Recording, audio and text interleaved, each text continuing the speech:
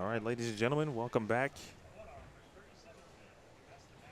Matches are beginning and going down from 39 to 46. And make sure all matches are on fresh. So there's a little bit of an angle, obviously, as you can see to this view. But Diana Zavjalova taking on Stu Williams, Ildemaro, Ruiz, taking on Connor Flemming. This is the 5 versus 12 one-game match. Stu versus Diana. Stu, the 5th seed. Diana is the 12th seed who just got in. She finished at plus 87.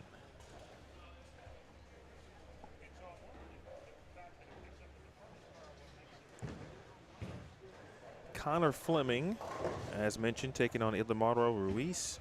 I don't have my final tally sheet in front of me, so I'll get the correct seeds on Connor and Ildemaro, but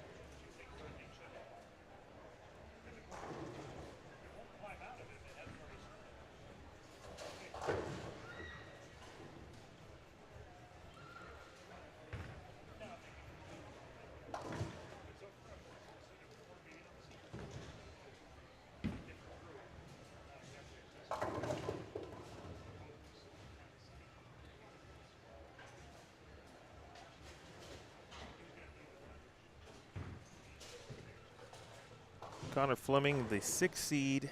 Ildemaro is the 11th seed. The matches to their right, again, all one game. James Fugitt did end up staying in. He's the 9th seed. He should be taking on Dallas Leong as the 8th seed. And then finally Packy, who went from 14th to 10th with the 278 game. He should be taking on Chris DeLaney. Those are both correct. All right, Justin Bowie back in the booth. I'm back. And a one-game scenario. Obviously, anything can happen. Left lane long pattern, right lane short pattern. Yeah, dual pattern is on the board.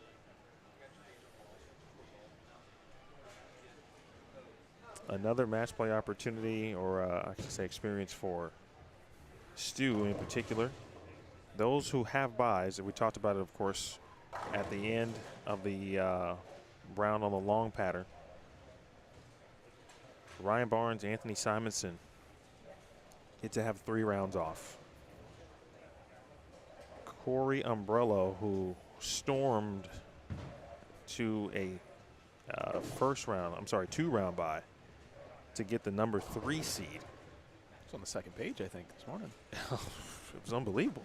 Along with Nathan Bohr, who did hang on to get a 2-round bye. Nathan, a couple pins in front of Stu. In fact, 3 pins to be exact.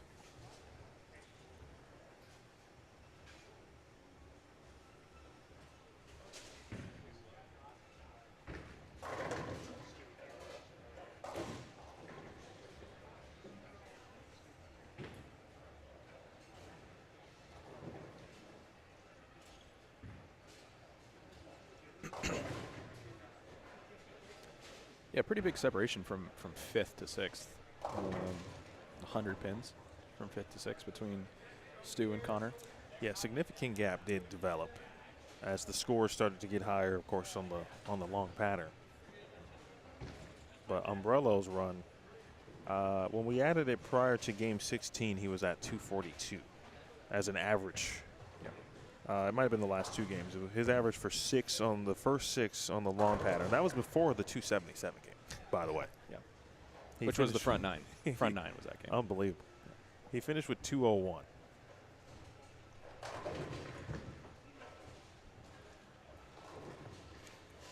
don't know about you, but I think there might be a small advantage to the people that were throwing urethane on both patterns. Just playing a different zone.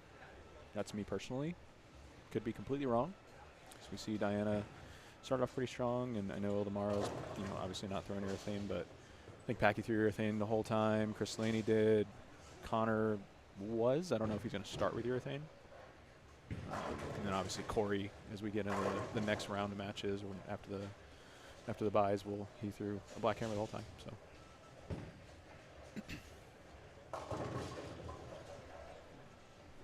One-game matches are tough. I actually asked Chris Barnes that, just kind of his potential strategy. And obviously it just depends on what's happening. But just with the dual portion, he talked about, if you're playing in the same zone and you can do it with the same bowling ball, that would be the best case scenario. But also just you got to hone in, focus on what you're doing. If you're really good at one thing and you're not so good at another, that can play a role. Right. Especially having to flip-flop it shot to shot and not an hour and a half wait in between.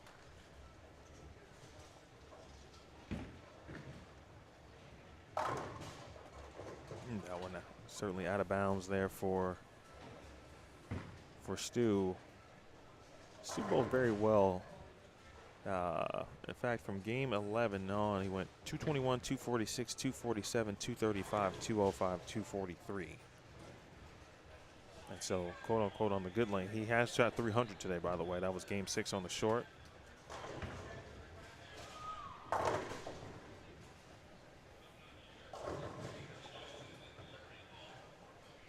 Ildemaro and Connor. Ruiz. It's a tropical surge, by the way. A tropical surge. Yep, that LD's thrown on the right lane.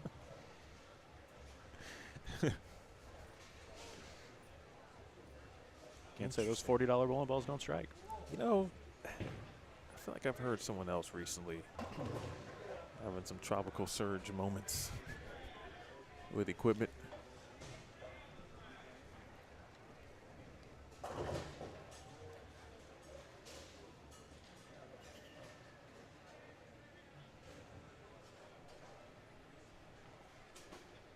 Again, this is the finals, and it is one game. It is one game.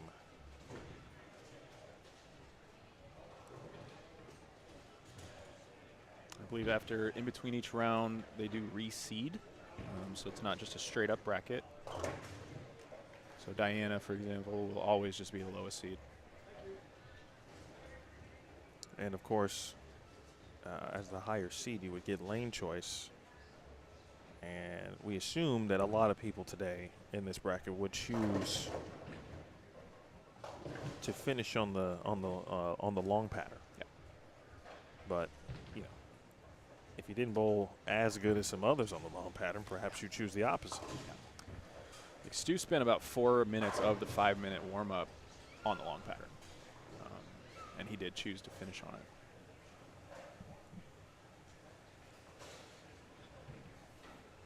Well, I think, if anyone struggled on the fresh, but managed to maintain some level of consistency, and Ildemaro almost missed that one, was Stu. Yeah. I gave him a lot of credit because we talked about it this morning. He could have easily mentally just kind of checked out based on the breaks that he wasn't getting. Yep. Couldn't double, could barely strike in game 1 out the gates. A couple bowling balls early. Finally found something decently consistent. And then obviously he's a pro, so he rallied and did what he had to do. Ultimately shoots 300, and here we are. And he had a good evening on the long 10 pin there for Diana. Connor Flemming. So outside the camera range, Dallas Leong with a very small early lead, might be about tied over James Fugitt.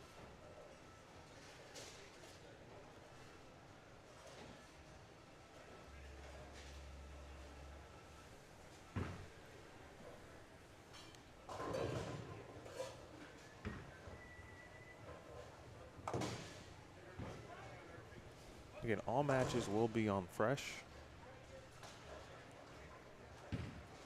And Packy has strike, spare, spare, double. DeLaney has spare, spare, strike, spare, spare. So pretty close on that one as well. Good shot.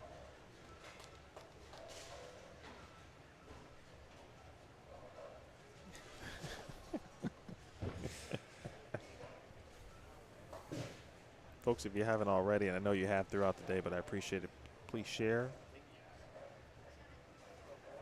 Hit the thumbs up. Thank you to those who have subscribed here and just today. It's a big shot there from Connor.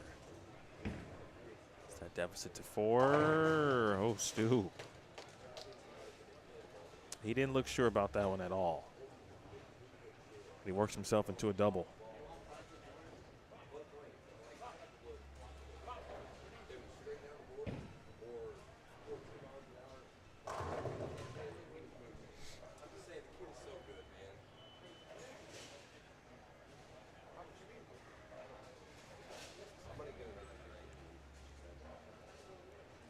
Did you post the stream on your page? I did. Well, yes, I did. As far as you know.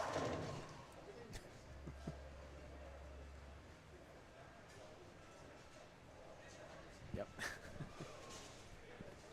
There we go.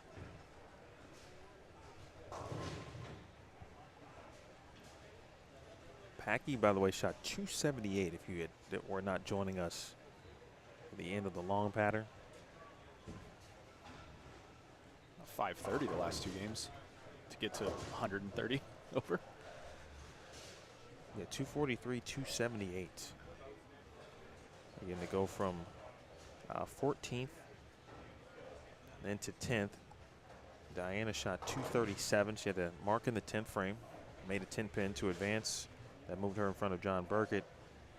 John was making his own run. He went 225, 247 in games 14 and 15.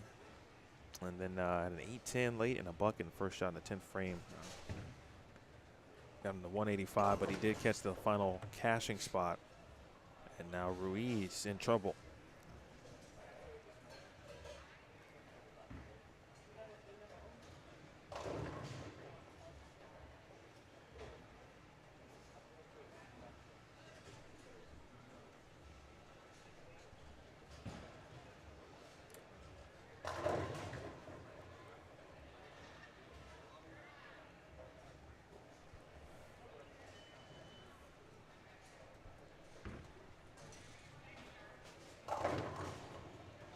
This time the 5-pin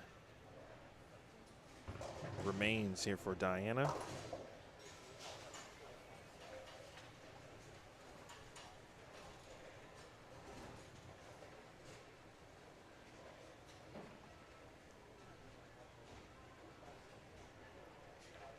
Again, 1-game matches.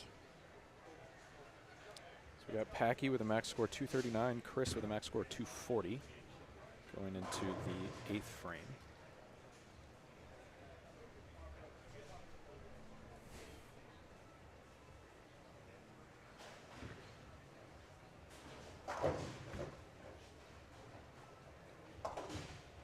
Dallas max score 232. James with a max score of 221. Going into the 8th frame as well.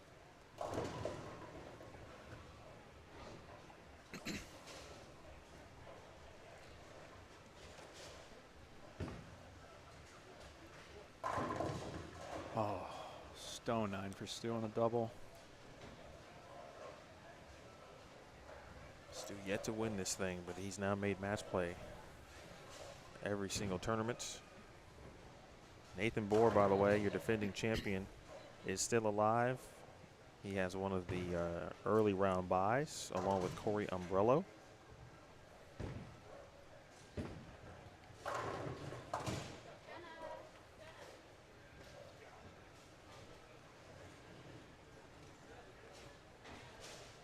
With the Ruiz Open,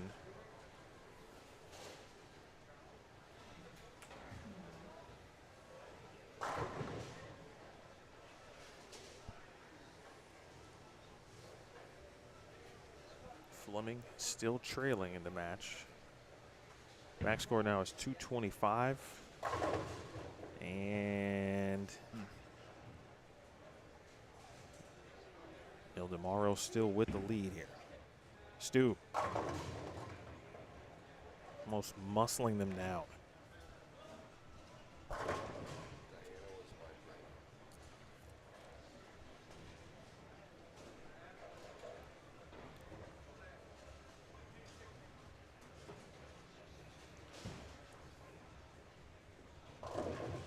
Packy liked that one. Got the bucket out just for a 3-pin. And Connor missed that 7-pin. That's going to hurt. He's already down in the match.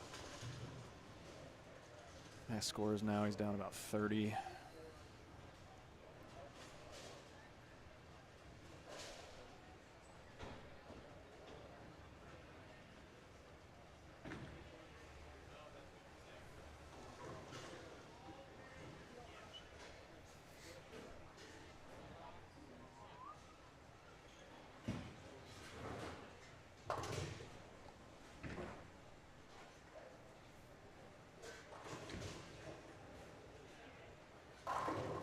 Great shot.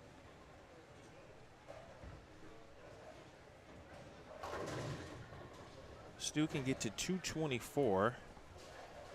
He's going to finish the match first. Ruiz now trouble again. Back-to-back splits here. 2 different patterns if you're just joining us. 16 games of qualifying, 8 this morning on short, 8 this afternoon into the evening on the long pattern. And now both patterns being applied and are down in each match.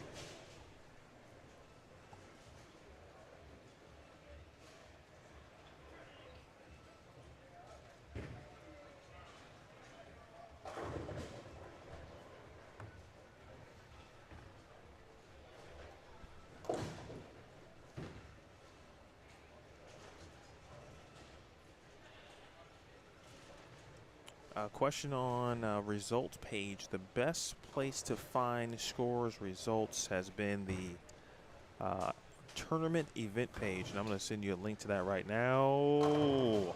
10-pin. That looked like Diana on the fresh, on the long pattern. Yep. Right. We talked about that. We saw her for about 3 games, kind of roll through. 2-0, 2-0. Yeah, a lot of weak dimes. When it was perfect, she struck. Yep. But she didn't leave less than 9 very often, which is exactly what's happening here.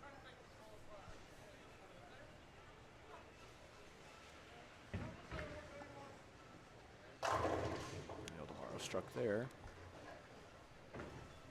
So 10-pin match between Ildemaro and Connor.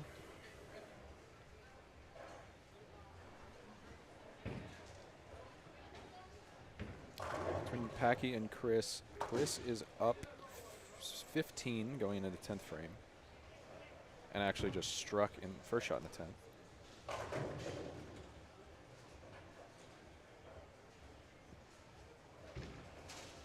Dallas is maybe going to need a mark in the 10th to beat James. Might not even be that much. We also do have we added some names so you can visually see it clearer. If you needed to follow along on Lane Talk, you could. With that said, Dallas's max is 230. James can only get to 201. Got the second one. So good count. Yep. And a mark will be needed, as you mentioned. Trick 4 there for Connor. Speaking of marks, Connor could force Ildemaro in the same situation. That actually could be more. You might have to strike potentially if Connor can step up and throw another one here. Massive shot here for Stu. 10th frame.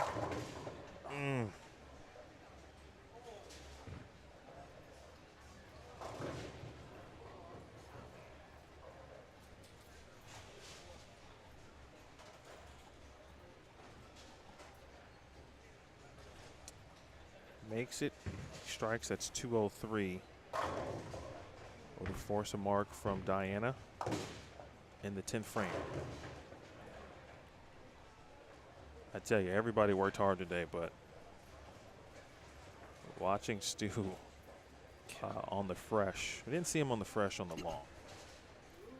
But yeah, I think he was out of range. Fresh on short left a lasting impression. That man was working hard. Yeah. So Chris DeLaney does defeat Packy. So Packy's eliminated. DeLaney shot 217. Packy's max is maybe 190, 180. Dallas up here just needs a good count mark.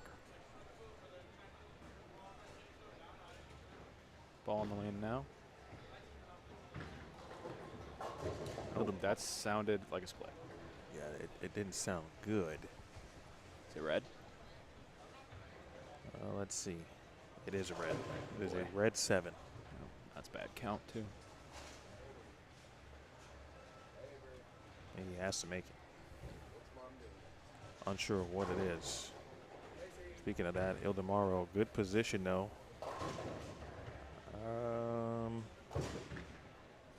As long as that is 9, hard to see from the angle. All right, so it's a simple spare strike for Ildemaro. Yep. And he wins by 1 and will advance. And Dallas is putting his equipment away, so looks like he did not come out on that match. So James Fugitt advances there. And there's the mark for Great Diana. shot, Diana. Wow. You know, earlier I was talking about, and I didn't know if our past champions, did they have buys? You know, were they in the first couple of rounds of match play? But I feel like of the people that we have, I mean, Stu could have easily made the run as well. Yep. Diana now could do that.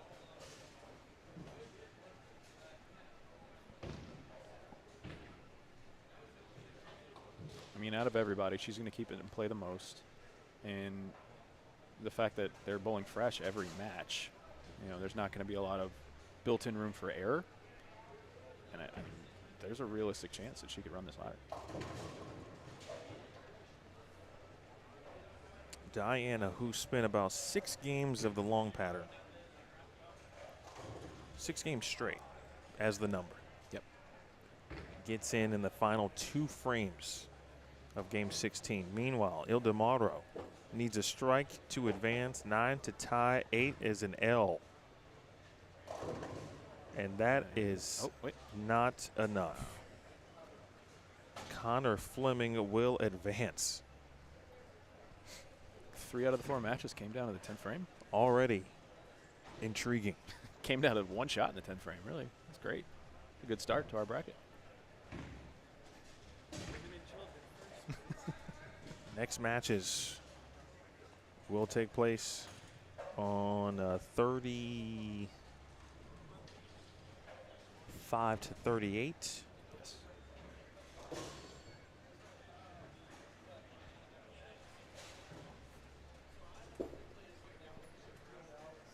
So for the time being, and it should be, I think Chris down there has some has the microphone. There will be an official announcement. So I'm going to go make a quick camera change. In fact, Justin, are you staying? Do you need to go? I'll hang out. Okay, so hang out with the people. Sure. If anyone has any questions, concerns, drop them in the chat. Justin's been here all day. He's watched every game. I'm going to go make a camera change, move that to where we need it, and be prepared for round number 2.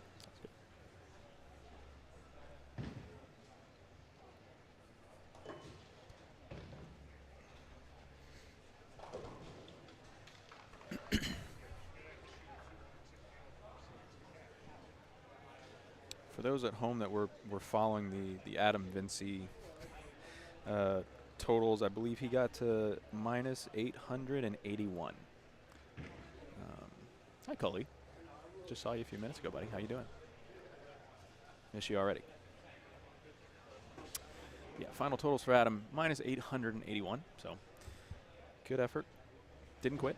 Bowled all 16 games as he always does.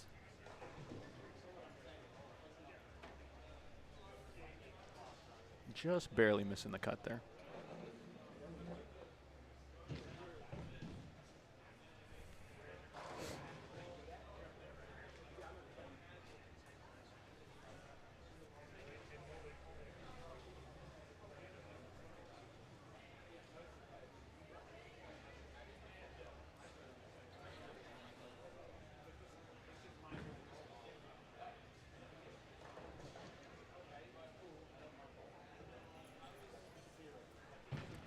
So again, the plan is to reseed.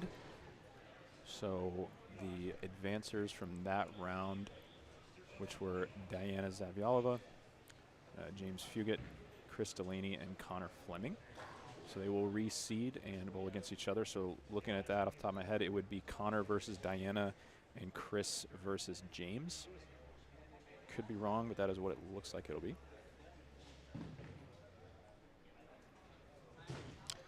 Lorenzo, you bowled fantastic today, especially on the short pattern. We were following you all day. I mean, just nothing but great things to say on the stream if you want to go back and, and rewatch it. But you bowled great today.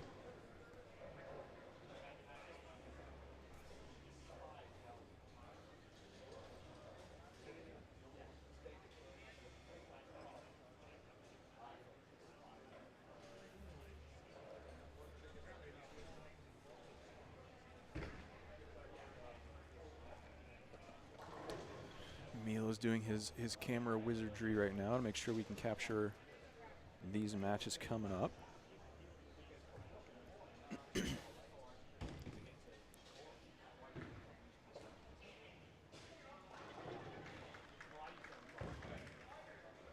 Again, fresh every round. So fresh every round. Bowlers are allowed, they are allowed to make surface adjustments in between games prior to their 5 minutes of warm-up. Or during their 5 minutes of warm-up as well, I guess.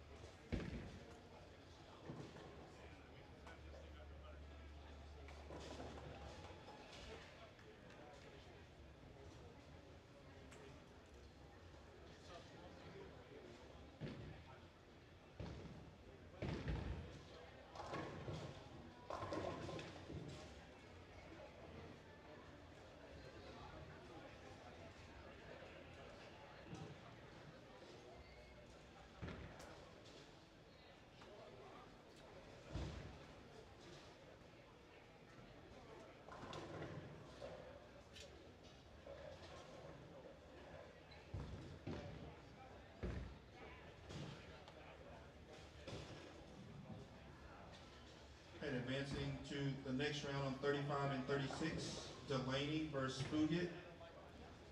And on 37-38, Flemming versus Diana Z.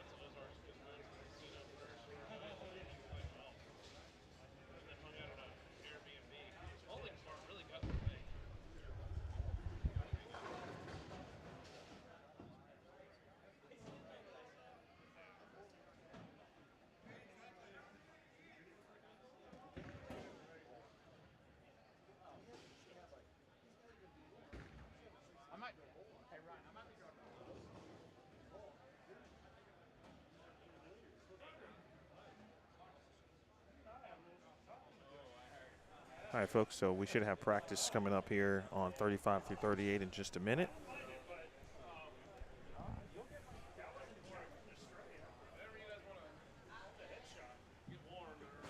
Front counter, can I get 35, 36, 37, and 38 on for 5 minutes of practice, please?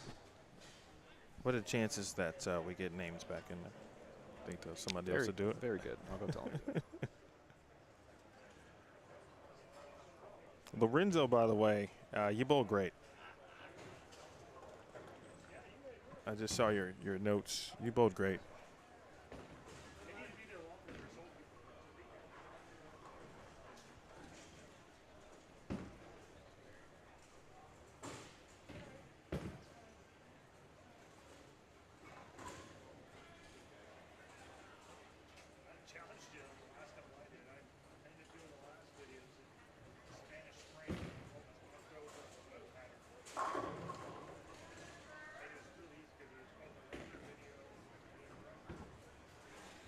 All right, so we got 2 more matches. Who you got? We'll throw that out there. Who you got? Round 2. Texas Ironman match play bracket.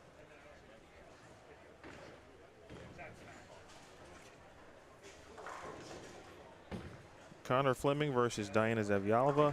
Reseeded, by the way.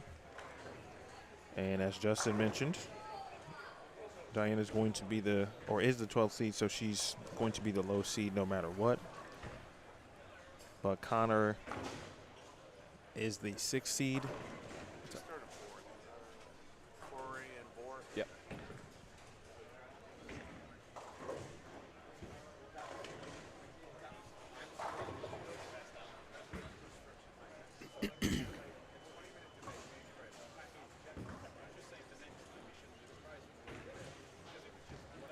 Well, we watched Chris DeLaney earlier, Justin, and all but saved his block. Yeah. Was it game 11? Yep. Yeah, game 11. If you weren't here earlier, I think he was on 29 and 30. Pretty much all day. 29 was a little weird on the long pattern. And we'll see if it still is on fresh again when they reran it, but it kind of had some early hook to it. So I think Chris saw that early, and he was already throwing, it looks like a pitch black or black hammer. And midway through the game, probably had about 50 through 5 and decided to just chuck it at the head pin, get 9 every time, caught a couple strikes, caught a double, and got out of there with 160, 170 and really saved his block. Like he said, I think he went back to throwing it normal after that, but got through that pair, and I mean that was a really big example of just managing the pair and not torching your entire day off one bad pair.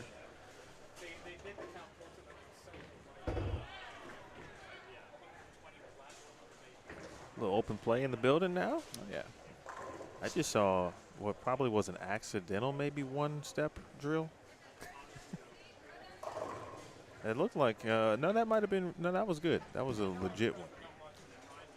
I just saw something that looked like a house ball, but it was so impressive. She's got a chamois, so if we're Yeah, looking now at the I same see it. person, Like, no, that yeah. was, I'm like, oh, wow, that is the greatest Oh, she's here to practice. one. No, she's legit handling business. Okay, I see you. Oh, yeah. Got about 90 seconds remaining in practice. Just I'm going to ask you this question, and just based on what we just watched, I won't even throw out like the word advantage, but just not even including mindset, but short turnaround. You know what you're bowling on. You know it's fresh. It sounds like it could be as simple as keep doing what you're doing. But you think it would be that simple if you were out there in that particular moment? You mean coming from just finishing a block and keep doing what you're doing? Keep doing it, coming from a block, but then just the match-to-match scenario where nothing has changed. Right. And well, I shouldn't say that. The pair is different, which certainly could have an effect. Yeah, even with the new lane beds, they do play slightly different from sides of the house for sure. I mean, we're staying on the right side. I find the right side's a little bit higher friction. I don't know if it's the doors or the pro shop being in that area. But I mean, yeah, I would do what you're doing, and unless you're bowling against. I mean, I think the highest score was Chris with 217. So James might have had the lowest advancing score, so maybe he tries something different because that's his opponent. So that would maybe be the only thing. You know, if I just shot 180 and won, and I'm looking at my opponent just shot 220, I might try a different ball, try a different zone. But I mean, Chris has been pretty much doing the same thing all day, throwing urethane. So I don't see anything coming out of that other than what we're seeing now. I'd say that's 7-10 for practice. So And he keeps winning. It's hard to argue with the strategy. But when I talked about with Chris Barnes earlier, like if there is someone who could throw or who could be in the same zone, if you had to change different, change balls or whatever, right? Yeah. But if you're in the same zone, and or he did mention some players being able to play urethane as an example. If you're using urethane and you can still use urethane on both patterns, which is what Chris certainly has done. Yep. Yeah, and I was expecting that kind of out of Packy as well. Just had a tough game. Getting the names in so we can get them easily tracked on Lane Talk. But I can't honestly say I've seen James throw a shot today, at least in front of me. So I don't know how he's been playing the lanes all that much. I did watch him in the. I might have been off stream when he was up over here. Yeah, he was on camera. He got to being on camera, so he was all right.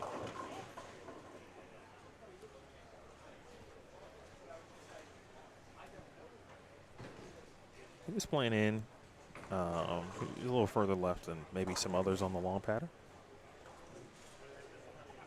Again, $5 grand to the winner.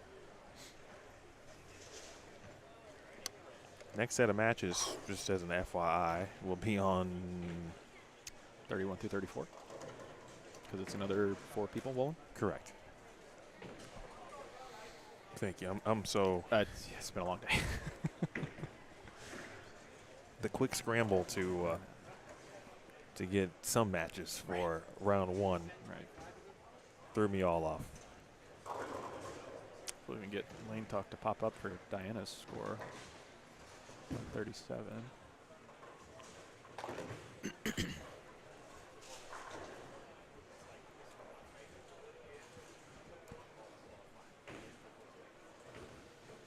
Well, that's great. We love that. Thank you, Marcus.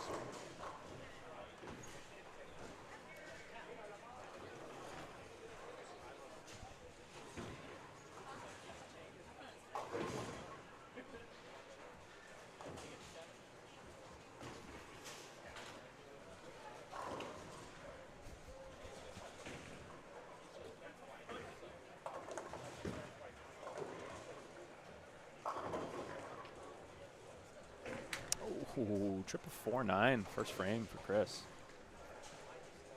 Get that game started off right.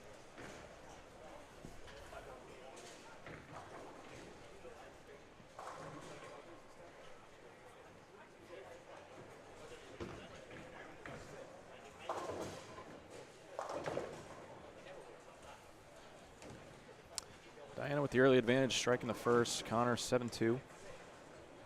Quick start for her. Just coming off of just her being consistent all day, especially on the long pattern.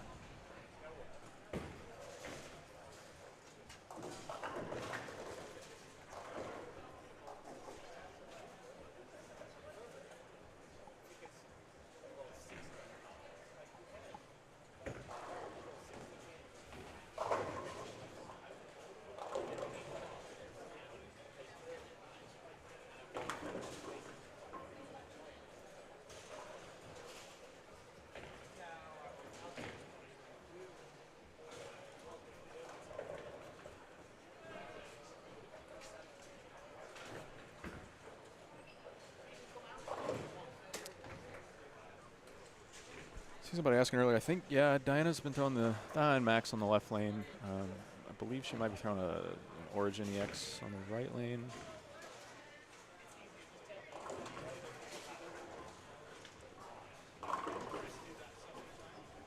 All right. I need to go old school here in a second.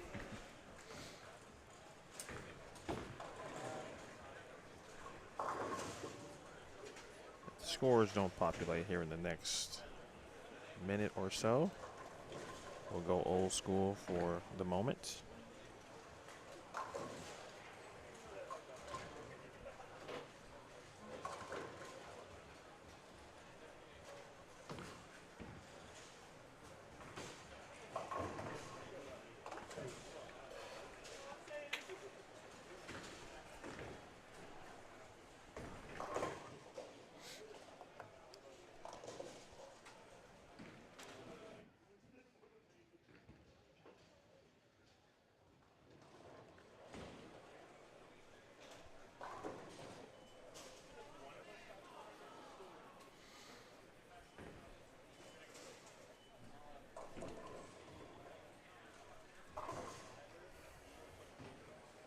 That works too.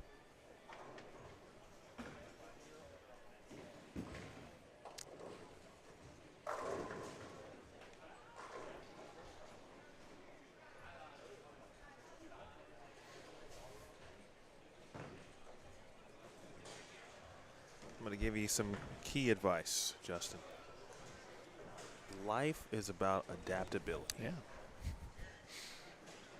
If you do not have it, you could get lost in the shuffle.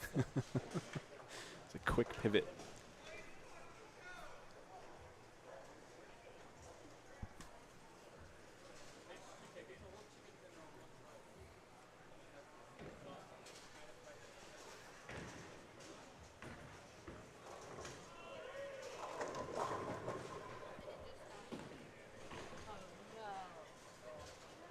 There's something about this, the long pattern per se. Even though it was the higher scoring, it just feels like in this scenario, it could get iffy. Yeah, I think the scores went up significantly after a couple games, so Right. Burn something in there. Get your ball to see it a little bit better than 53 feet of fresh oil. But that'll be the challenge that they have because every game will be on fresh. So if you liked fresh, which wasn't too many people, you'll have an advantage. I don't know what Ryan and Simo and Corey and Nathan. I'm sure they're over on their warm-up pairs, kind of formulating their attack on fresh.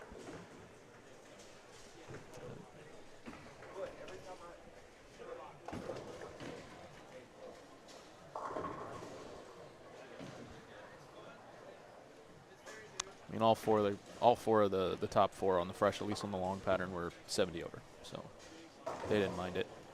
But on the short pattern, Simo's the one that started off quite hot. Corey didn't really have a whole lot on the short pattern most of the day, so there just might be something there. But overall, looks like Simo would have the best look on fresh, at least just looking at the numbers.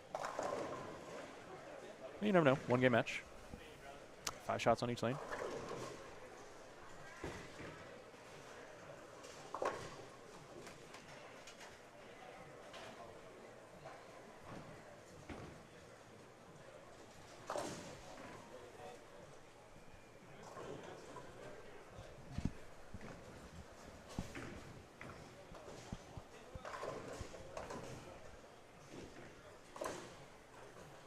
All right, folks, that's going to go old school on scores for you.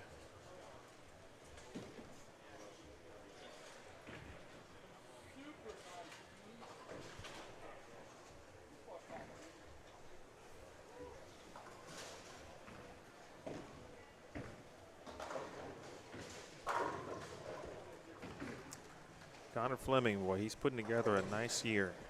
It's not even over yet. $5,000 again to the winner. Top 4 seeds in order are Ryan Barnes, Anthony Simonsen, Corey Umbrello, and Nathan Bohr.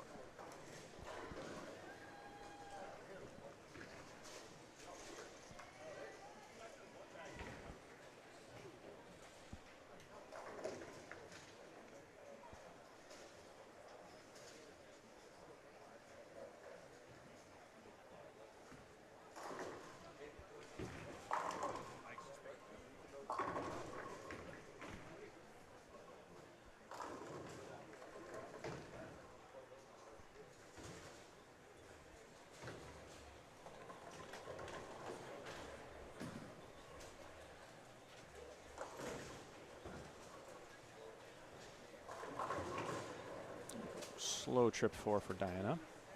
This game pretty much back to even. Small advantage for Chris.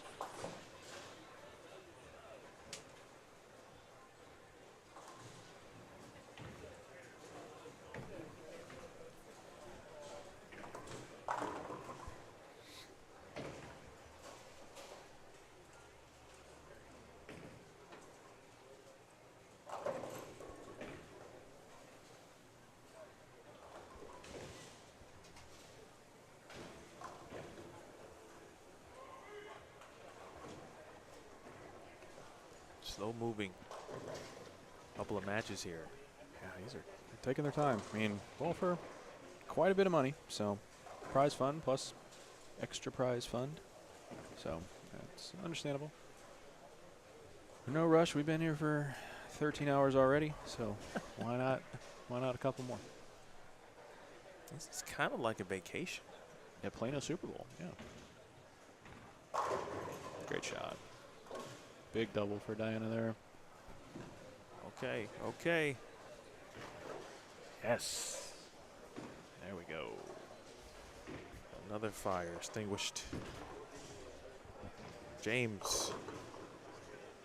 Could that be the one that gets James going?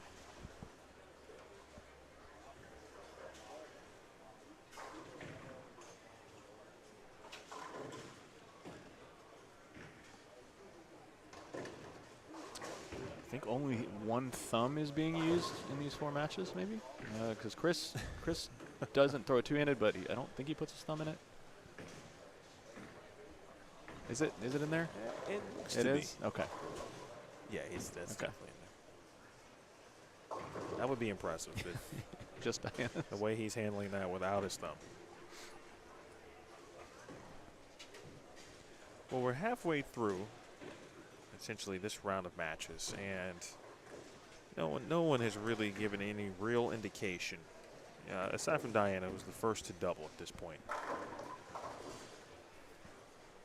in regards to who's going to kind of really step up and just take control of either of these matches. Yep. And certainly, Chris DeLaney and James Fugitt, just it's certainly right now okay, do you want it more or do I want it?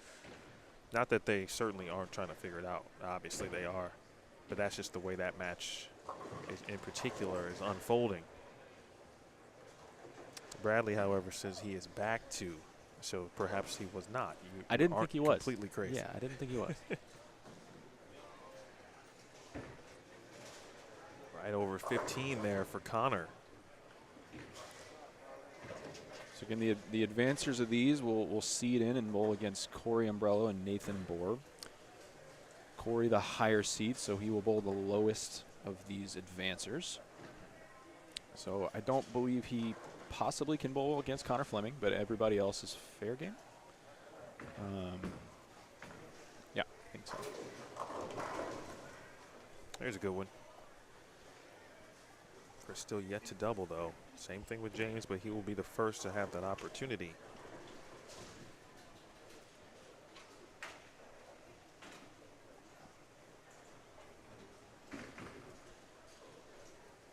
And he can step up, take a 20-pin lead here. Talking about getting better with time. Just kind of not even coasting. I mean, trying to shoot something big late. Yeah. And her games were essentially a smorgasbord of 2-0 and 190. Her low game of the day was 177. In the final block. That one gets moving on the short pattern, then shoots 225, 237, the final 2. To ultimately advance. James, that's got to hook a lot. Even on the short pattern, if you weren't here with us this morning, it is a shorter pattern, but there's not a lot of friction out there, unless you miss left. If you miss it left, see you later. Well, you talking about looking like something. That looked exactly like what we saw this morning. Yeah. Not just from James, Yeah. but from the field as a collective. Yep. There was zero hook off the gutter. Zero hook on the gutter. Newer lane beds. The pattern is 38 feet. It is the shorter of the two. It is not necessarily a short pattern. Same volume of oil on both lanes, both patterns. 38 feet on the right lane, 53 feet on the left lane. Similar ratios.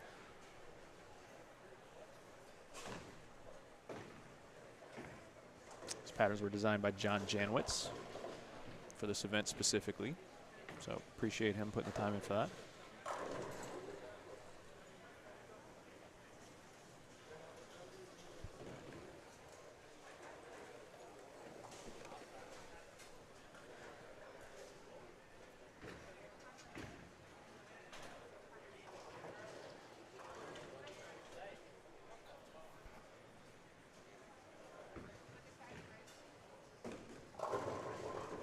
Mm.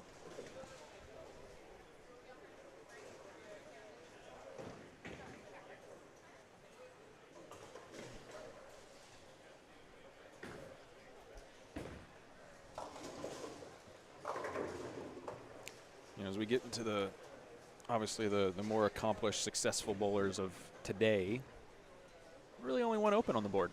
Just Connor, the first frame.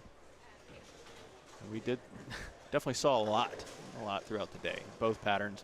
Obviously, the longer pattern is a little bit more favorable for scoring, but still plenty of opens, plenty of missed spares that people on their drive home will be thinking about, especially if you missed the cut under 50, 60 pins. 10 frames were not kind to a lot of players today. 10th frame first ball average might have been 7 across the board. And not a lot of spares. Yeah, 8.5 on the total wood. Oh. That's actually the first one I've seen today.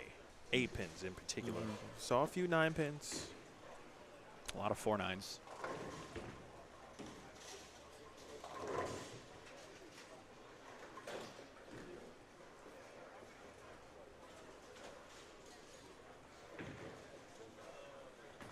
Thank you for everyone who has tuned in throughout the day. At some point, there will be a 2025 Texas Ironman playlist.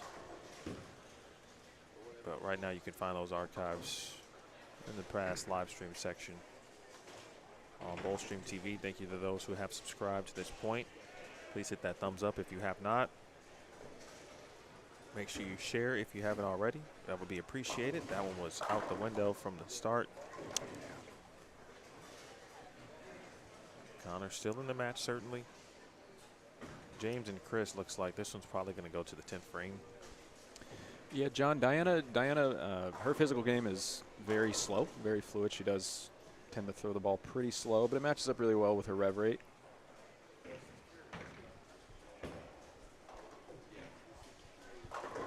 Oh. Makes up for that 8 pin a little Boy, bit. that's huge.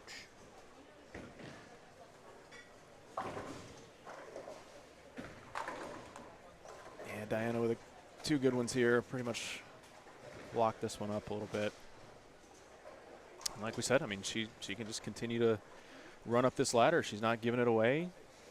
Good counts when she does miss, and that's hard to beat when they're sometimes impossible like this. I tell you, I don't know James at all, but I've watched him bowl a little bit today, and but just on the short pattern, it's a weird. You got to play. You can be kind of square. Like if you want to give it away, right? You can't be steep. No. It's a very delicate. I think that's a good word for it. It's a very delicate pattern. That's got to peel, unless you can do that. But that's where a little slower ball speed. I think she's throwing the same ball on both lanes, actually. I think she's throwing the origin on both lanes. So she's not in that Ion Max anymore. Definitely not. And she talked to when I asked again Chris Barnes, if you can get someone who can throw the same ball on both patterns, take just a little bit of extra thinking out of play outside of remembering where to stand. Yeah. As I say that, I just watched her take her thumb out and put it in another one. So maybe they're just the same color from this side. Could be 2 of the same ball, just different layouts. Yeah, it's possible. She's not throwing an Ion Max anymore, I don't believe, though. That one is evident. That color scheme is pretty undeniable.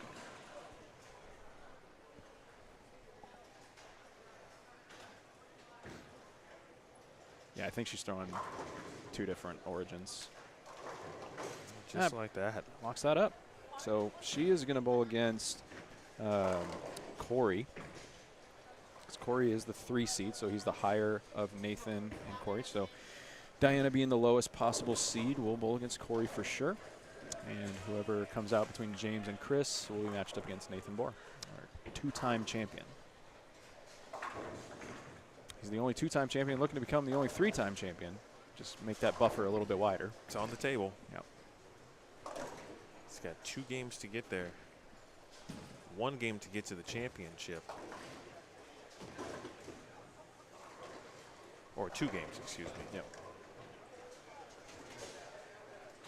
And with that, Connor is going to bow out. It's a good run, though. Good run for Connor. Again, the prize fund, 11th through 13th, 300. 9th through 11th, 500. 7th and 8th, 600.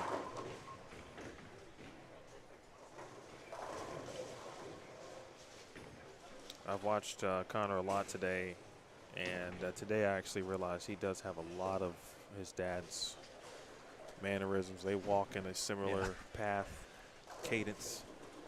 I don't know if it's quite to the level that Chris and Ryan are identical to each other. They're close, though. But it's close. It's a big double there for Chris.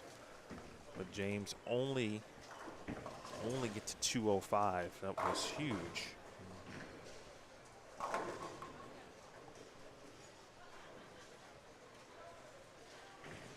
So now he's got plenty of room to work with. Just a mark, right? Just really any kind of mark. We'll certainly need a mark.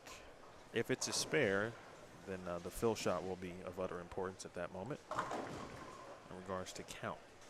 Oh, yeah. The lean talk was a little bit behind, yeah. You're right. Okay. All right. And I got to commend Chris here for you talking about sticking to a strategy.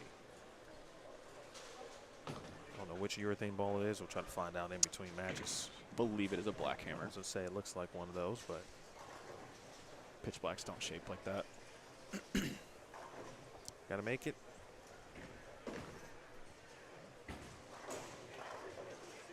Does just that.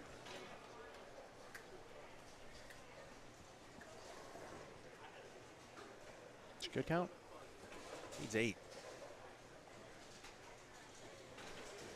Hadn't gotten less than 8 all game, so just keep doing what you're doing. Diana testing balls. She's got that wrapped up.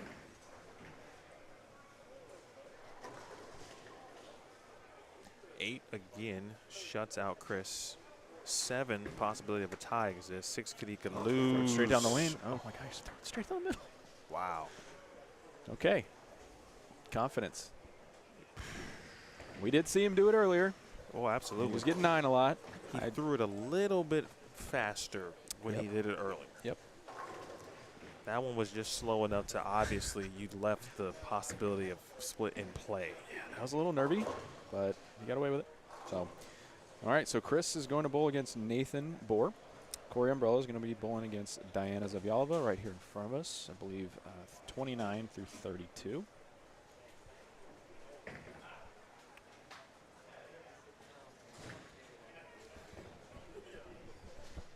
Hey, folks, as an FYI, just to let you know, essentially what my computer is telling me that it's been a long day. So I'm going to need to stop my streaming software and restart it. Okay, so do not go anywhere. Do not panic.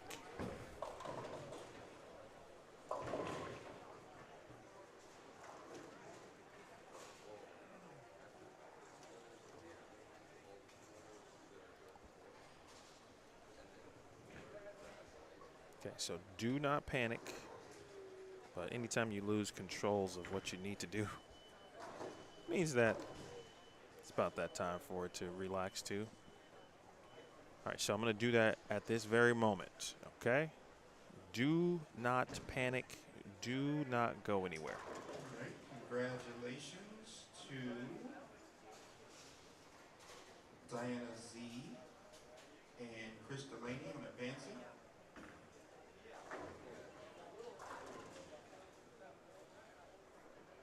Connor Flemming, congratulations also, and James Fugitt. I told you about both of those guys this morning.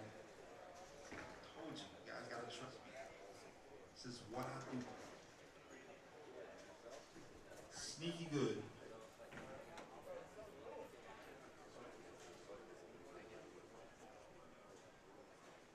So, 7th place Connor Flemming and 8th place by virtue of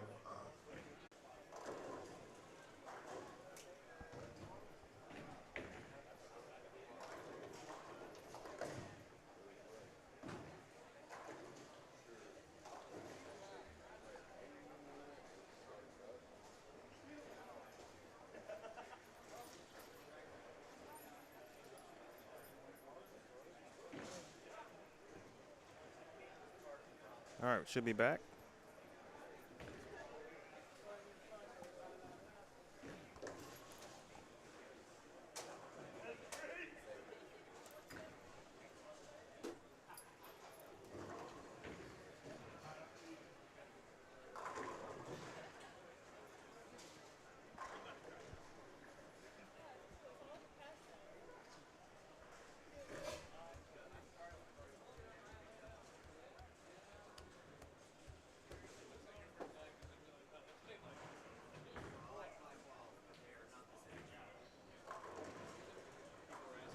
All right, we're moving over to 31 through 34. That's what's on your screen.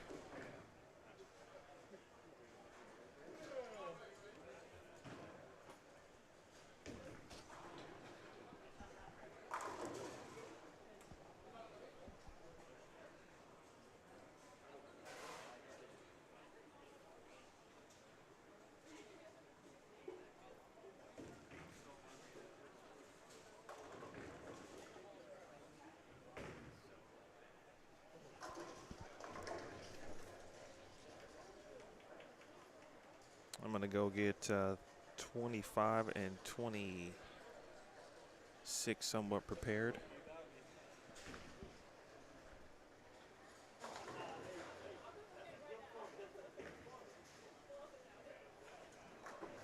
As best as I can anyway at the moment. Corey Umbrello, the story of the long pattern. I'll tell you exactly what he did in just a moment. I mean, poof. There's no doubt he doesn't do what he did. He's not here right now.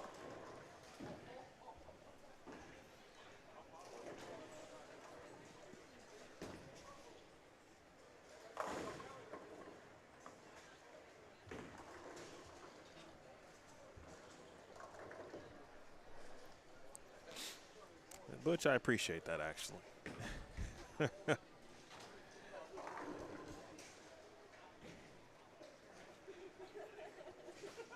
Thanks, Larry. I love it. I don't know what that means. I feel like there's some kind of significance to that number. But I'll take that 214 and put it towards a new camera. That is the Dallas area code, 214. Oh, so okay. So I'm so used to 817. 817. Yeah, there's 214 It didn't ring a bell. Yeah. He took the cheap way. I did a little ball recon. Okay. So Chris has actually been throwing Black Hammer on the right lane on the short and a Black Widow 2.0 reactive on the left lane. So they're the same color and same surface preparation, but he has been throwing reactive on the left lane. Black Widow 2.0? Yep, Black Widow 2.0, solid. Diana last match through the Origin EX on the right lane and the RST Hyperdrive on the left lane, both kind of orange. So talked to EJ, her husband. She'll either be throwing that RST or the Ion Max on the left lane, but we'll be throwing the Origin EX on the right lanes pretty much the rest of the day. So Origin EX on the right lane. Right. And then you said RST Hyperdrive. Yep. Or an Ion Max on the left lane. And then you said Chris. Black Hammer on the right lane. Is the 3.0 red? Is that what I'm thinking about? Yeah. Okay. Yeah. All right. It's like orange and black. But the 2.0 is kind of the original Black Widow colors. That makes sense. So it's that black ball. All right. So that was on the left. Yeah. Black Widow on the left. Black Hammer. Black Pearl Hammer on the right. Okay. Corey, I would assume, is going to throw either a Purple Hammer or a Black Hammer. He's got both on the rack. Nathan, depending on if he wants to throw urethane on the right lane, would throw that tank. Potentially one of the Jackals on the left lane. Not sure which one it is. All right. So this is practice for round 3.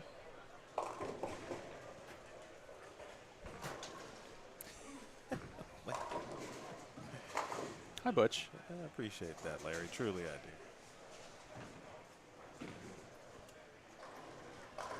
do. That'll give me a lens cap right there.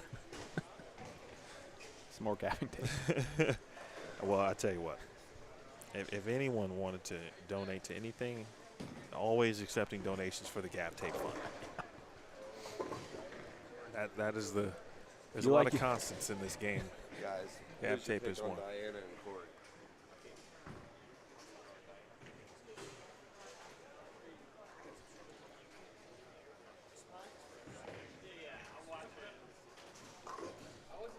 Diana's been my underdog for the top 12, and I can see. But in my opinion, I think it's 50-50.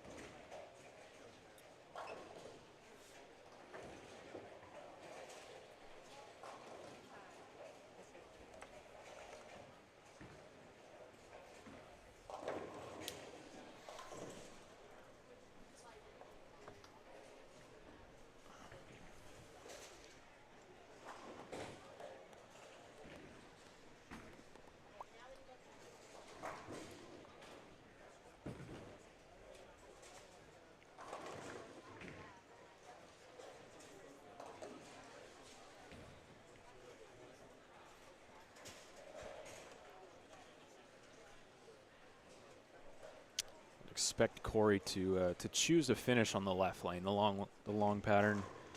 All of his success, pretty much, like we said. I mean, kind of ran up the page throughout the second 8 games.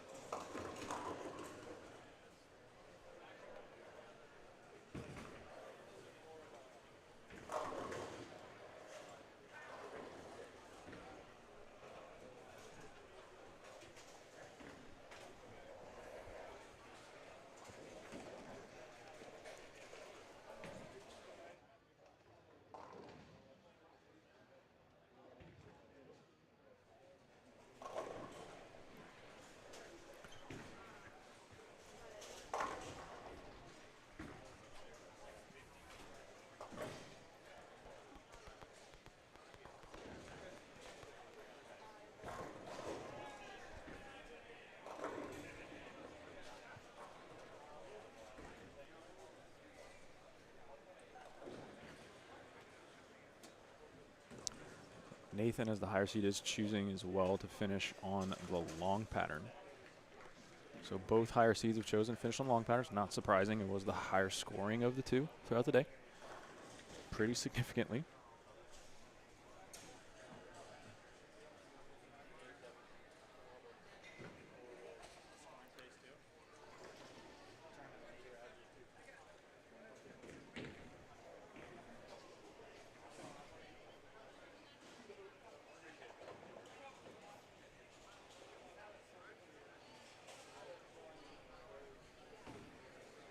And we're underway.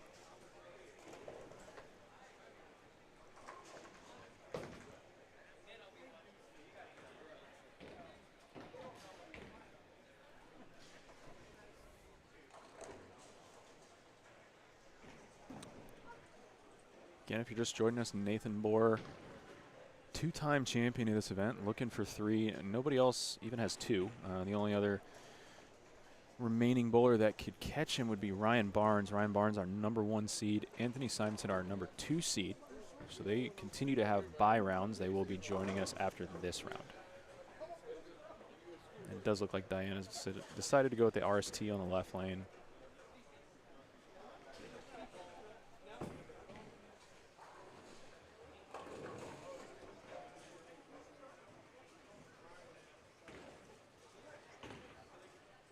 So Chris DeLaney's going to try and do the same thing. On it looks like on both lanes, same zones, similar shapes. Just throw urethane on one and fairly strong reactive ball on the left lane.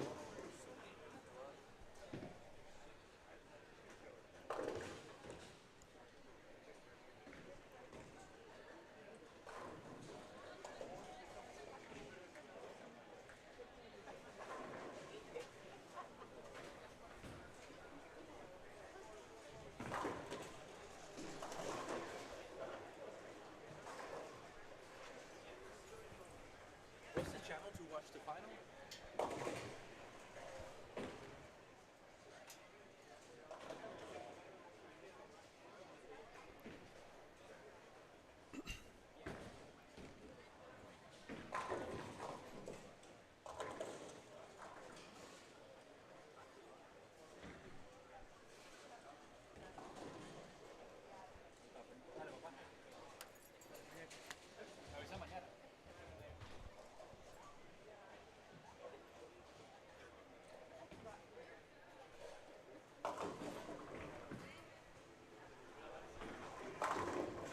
Oof.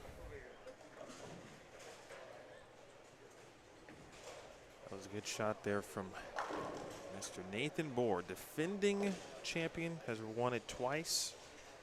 His first 4 iterations. Looking to make it 3 out of 5. Meanwhile, Corey Umbrello.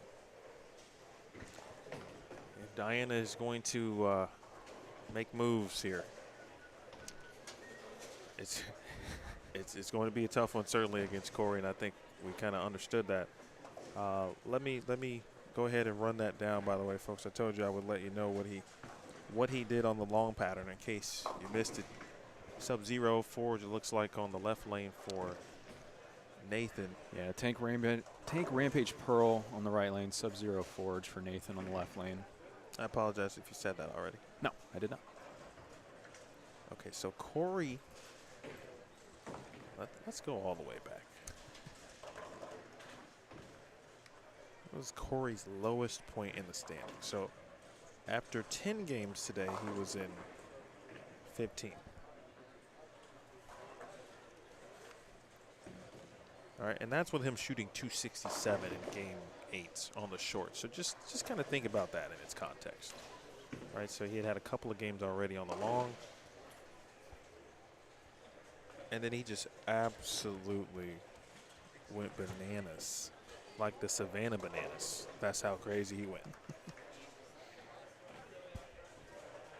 227. I'm sorry. Umbrello started with 248. 214.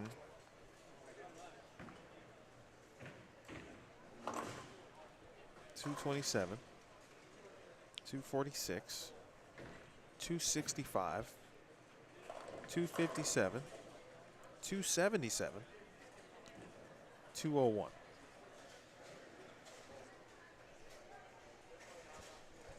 $241.86. And he shot 201 at the end. Right. 240 of his 280 over. He likes the long pattern, and he's going to finish on that lane. And I believe he's thrown in the same black hammer on both lanes. 90% sure. The purple hammer's towards the back of the rack. I don't think he pulled that out. Diana is definitely throwing the RST hyperdrive on the left lane. It's a good break there. She did not like that one. Next group of matches, by the way, will be on 27 and 30, or 27 through 30. And we both thought that 27 and 28 had been favorable. Yep. But where it was most favorable was game 2 in each block, not game 1. No.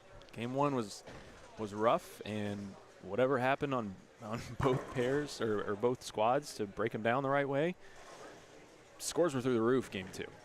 I don't know beyond that any other game, but game 2, for whatever reason, were very high. And what we noticed on 29 and 30 throughout the day on the long pattern was that the ball read a little bit earlier on 29. And it will be the long pattern again on the left lane. So we'll see if that tracks with the re-oil. Had a lot of people struggling on the left lane. That's interesting. Knowing that Chris is throwing a Black Widow 2.0 on the left lane, it really shows how long the pattern really is. 53 feet.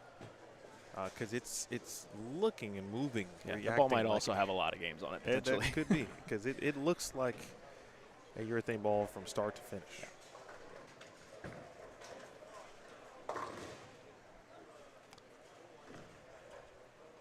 Big 247 there for Corey. Not the most fun thing you want to shoot on any pattern, let alone something pretty flat.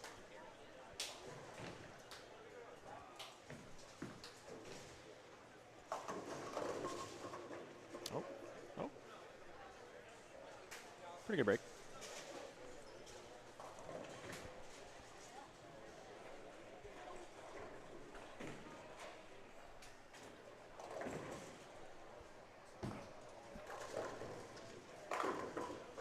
Purple hammer on That the was left lane. that definitely was purple.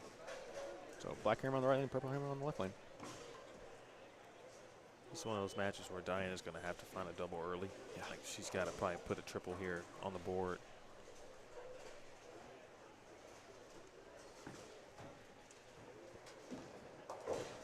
I don't think I've ever seen Nathan hook at a spare.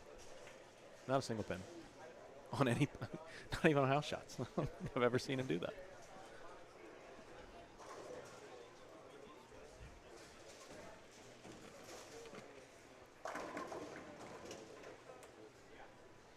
Off to our left, we got Simo and Ryan Barnes, our top 2 seeds on their warm-up pair over on 23 and 24.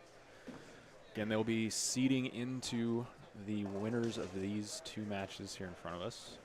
Higher seed will bowl against Simo. The lowest seed advancing will get Ryan Barnes.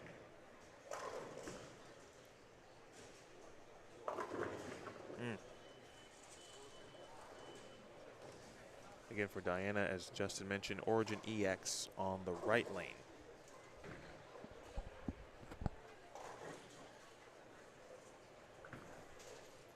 Whoa.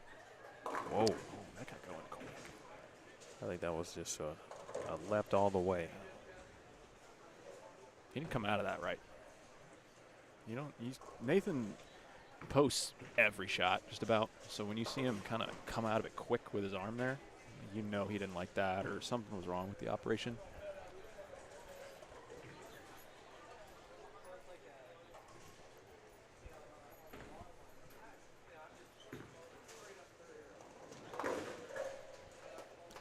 Quality spare shooting as always. But not seeing what he wants to see, certainly.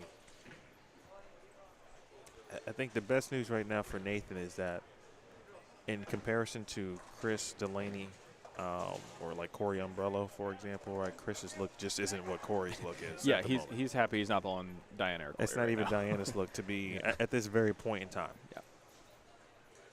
But Chris has been, man, the slow grind. I like what he's. If he doesn't win today, I will go back and watch or remember how he essentially tried to save 160 and did it. Yep. Ended up giving away a few pins in the 10th frame. Still, he missed a makeable, but he came back then and shot 230, a 4. I believe it was actually on 31 and 32. It was, yep. He had a 4-count spare and 2 6-count spares to shoot 234. Yeah. On 31 and 32 after he started throwing it at the head pin to save a game on 29 and 30.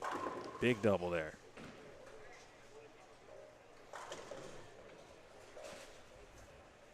And I mean, if he doesn't do that, he could have been the 12 seed. You know, if he lets that game continue to fall apart and shoots 120, he's a 12 seed. And the matchups are different, the crosses are different. You never know. Appreciate y'all tuning in. Effectively now we've got the top 6 now. We've got 6 bowlers left. Do you know how many we started with? Total? Yeah. I think we had 65. Okay. Oh, no. Maybe that piece of equipment does have a ton of games on it. Yeah, it's got to.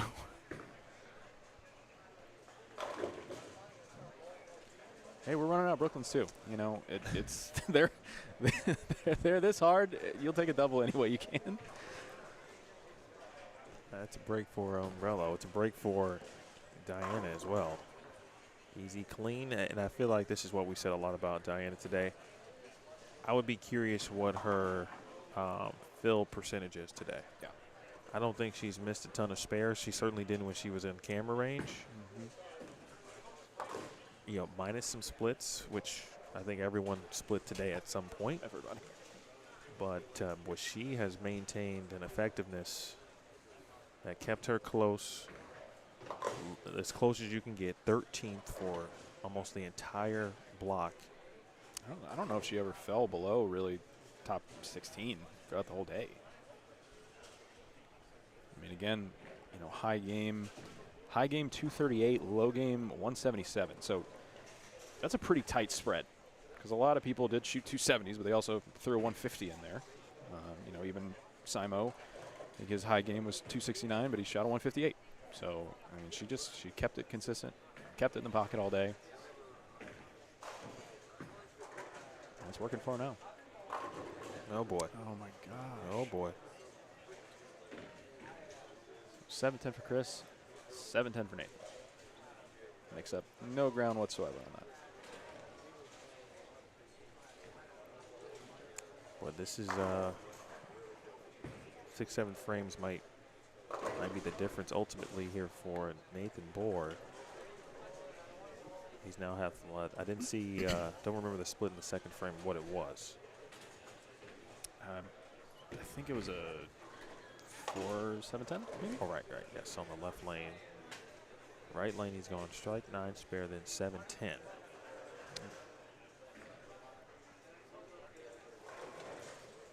Now probably questioning maybe ball choices, but these are the balls you threw on these patterns.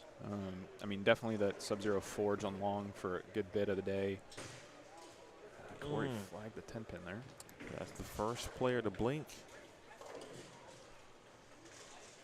That's the one thing we were just referring to Diana and as a major positive, which is why she has been ultimately in this position. Oh, she wanted the scoring pace to be 2-0. Couldn't be any better for her for it to be pretty low.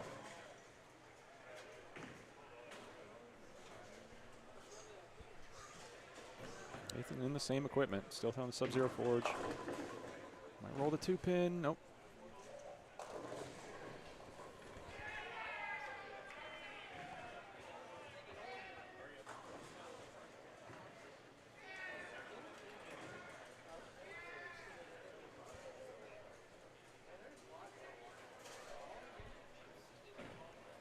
So if you're just joining us, 2 patterns, bowling on dual patterns today.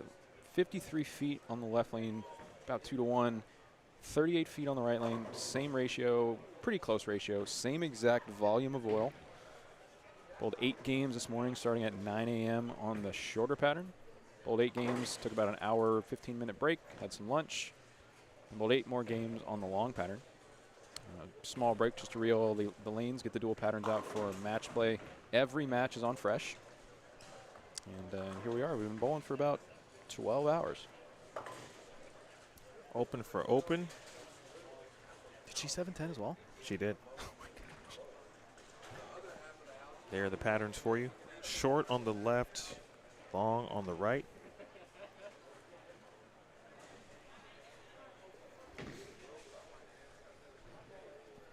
Flip it in reality, but the graphs are displaying that way. The long pattern is put out on the left lane. But Correct. yep.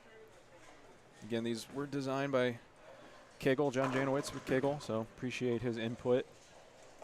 Give us a tough but fair pattern for the toughest 16 games in Texas. It was Texas Ironman. This pair has to just be. Yeah, this pair's got to be terrible. It's just got to be bad. I mean, they're tough, but I haven't seen ball reaction out of either of these guys. Just look completely lost all day. All day long. Yeah. I mean, I just told you what Chris did earlier on this pair. Yeah. So without, the additional practice and of course the extra traffic to help break down the pair, maybe we're seeing it in its true, its true light. Oh, it's got iffy, folks. It's It feels like 5K now on the line for sure. Right. And it's a big deal to get in, not only to get in the top 4, but the jump from 3rd, 4th to the finals is pretty significant. So not just this match, but the next match, making the finals is a pretty big pay gap.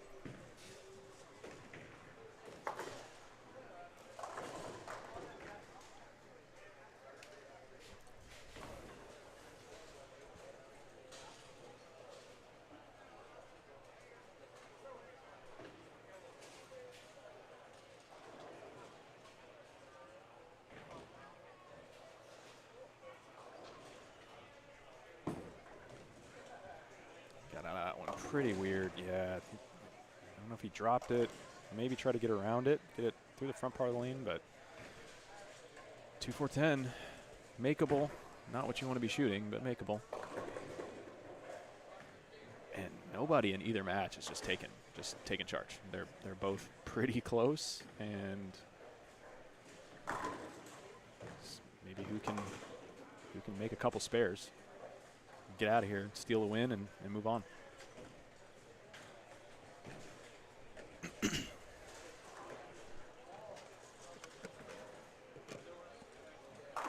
So when we started match play, as we take you back, we had the top 12 advanced. We had 5 versus 12, 6 versus 11, 7 versus 10, 8 versus 9 to start.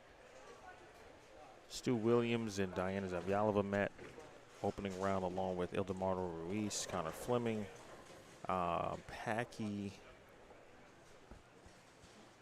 bowled Chris. Chris DeLaney and Dallas Leong bowled James Fugitt. James Fugitt. James advanced late. Dallas had a chance to advance. Good shot there with Nathan Bohr. Dallas split in the 10th, had to make it, could not. Diana advanced in a close match. Big shot at the 10th frame to advance. Didn't get the chance to see the end of Packy's match. Big shot there. Ildemaro. I believe he left something late. No, he needed a proper count on the fill. Yeah, he needed 8 to tie, 9 to win, something like that. And he bucketed. And so that's how the first matches, of course, went on. Then they moved to 35 through 38. Chris DeLaney defeated James Fugitt. And then Connor Flemming, or Diana Z, excuse me, defeated Connor Flemming. Those winners advanced, of course, to face Nathan Bohr and Corey Umbrello, respectively. Push a little. Bang. Great shot. Stayed in those balls. Maybe he just wasn't throwing it good. Just didn't feel like he was executing. I tell you, I don't know where, and Nathan's got, I don't know his count, his regional title count. I know it's extremely high. I know it's up there with like legendary type status. Mm-hmm. But his shot making ability, and I don't get a chance to watch him actually bowl a lot. Yeah. When I see him, 90% of the time he is helping someone else throw good shots on tour as the motive ball rep. But the times I've watched him, I couldn't imagine what it was like to bowl with him at Wichita State in Trip 4 and subsequently since. Yeah, it's fun. His level of shot making it's is elite. Yeah, we're nationals partners. Well, we've been doubles partners in the past. We've all in teams together, and it's just one, as you said, he's ball repping our teams as well while still trying to go make great shots, and he's still going out and shooting 2,200 every year. Yeah, I mean Nathan is fantastic, and he can strike on house too. He's such a good shot maker that he can strike a good bit on house shots. Some guys that are just consistent, great, can hit a dime, or struggle a little bit on house shots because there's some leeway each way. But Nathan can kind of do it all. Moment of the match possibility right here for Diana. Even though Corey is going to have ball in hand and can shut out DZ, she can make it a little bit more difficult for him with the strike here.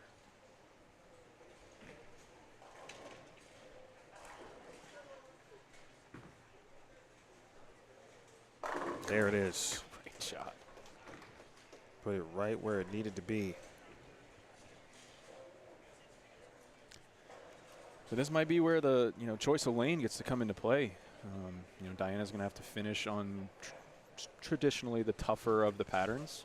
And, Corey can get out of here clean. He's going to finish on the lane he wants to finish on with that 10-pin lead. Chris has to make this have any chance at all. It's online. Ooh, it took off.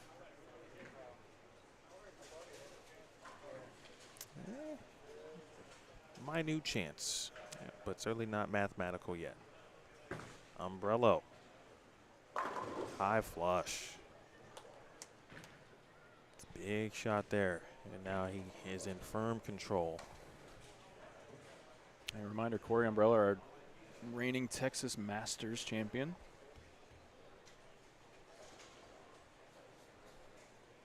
He's going to need a double, though. Straight down the middle of the lane. All right, so, okay. So similar to what he did on 29 and 30, just figured that was the best course of action. All right. Each two. Oh, wow. Messenger into the 8. Important here because 9 spare here is 214, which allows Zavjalova to have a chance to win.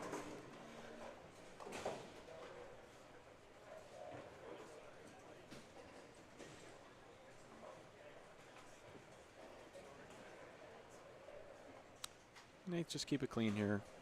Get out of here. Max score for Chris, 157. Nathan, max score, 213. Nothing crazy, no low counts. Double. I think it froze right before he threw the second shot, but Corey did double, so apologies for that, just internet issues. So Corey is going to advance. Diana will bow out top 6 after coming in as the 12 seed. And again, Nathan Bohr advanced 188-157 over Chris DeLaney. Corey 225-204 over Diana Zavjalova.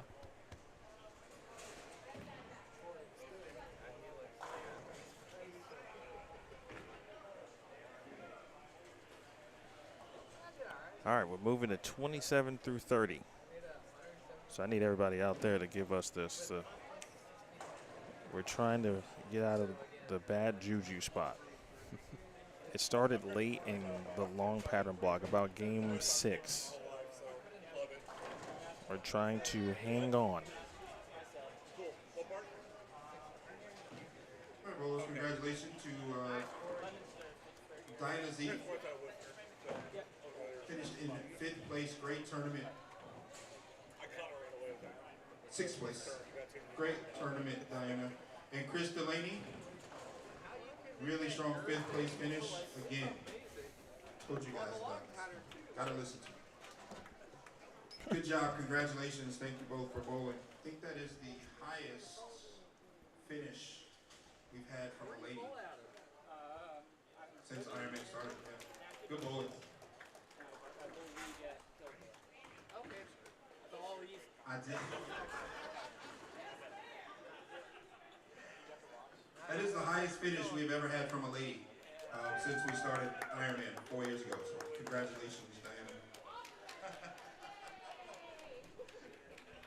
And this is tough. I mean, Diana, this is her 2nd stop on or she came off her 2nd stop PWBA tour. She bowled Queens and then is bowling this 16-game tournament before her next stop. She leaves Monday. So, yeah, thank you again. Congratulations, good bowling. Great. On lanes 29 and 30, 2 seed Anthony Simonsen versus the 3 seed Corey Umbrello. And on 27 and 28, the 1 seed Ryan Barnes versus the 4 seed Nathan Bohr. It's kind of weird how that worked out, that the top 4 in qualifying are the final 4 in the tournament. Dude, they're all 4 men.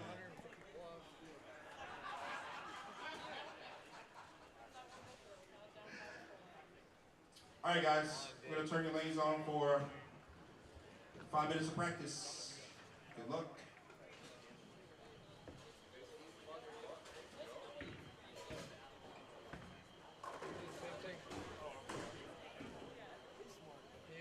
All right.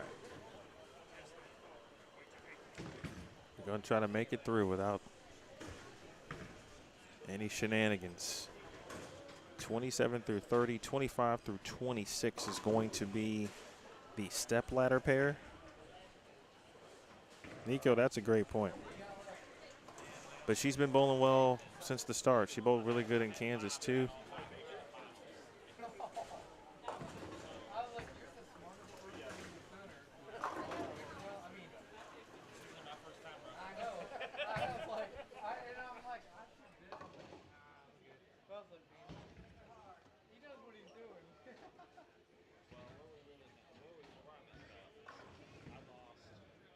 Packy and I lost Dallas.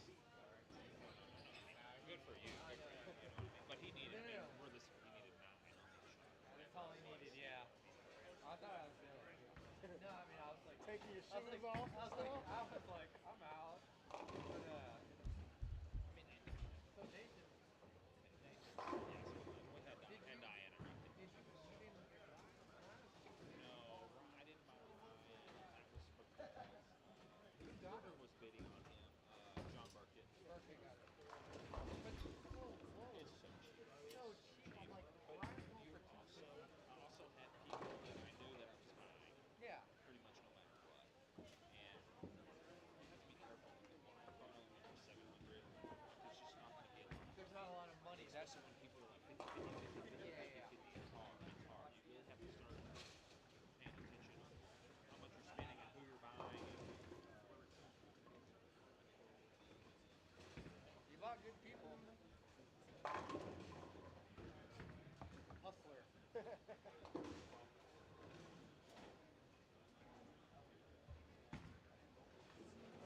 Are you going to be positive or?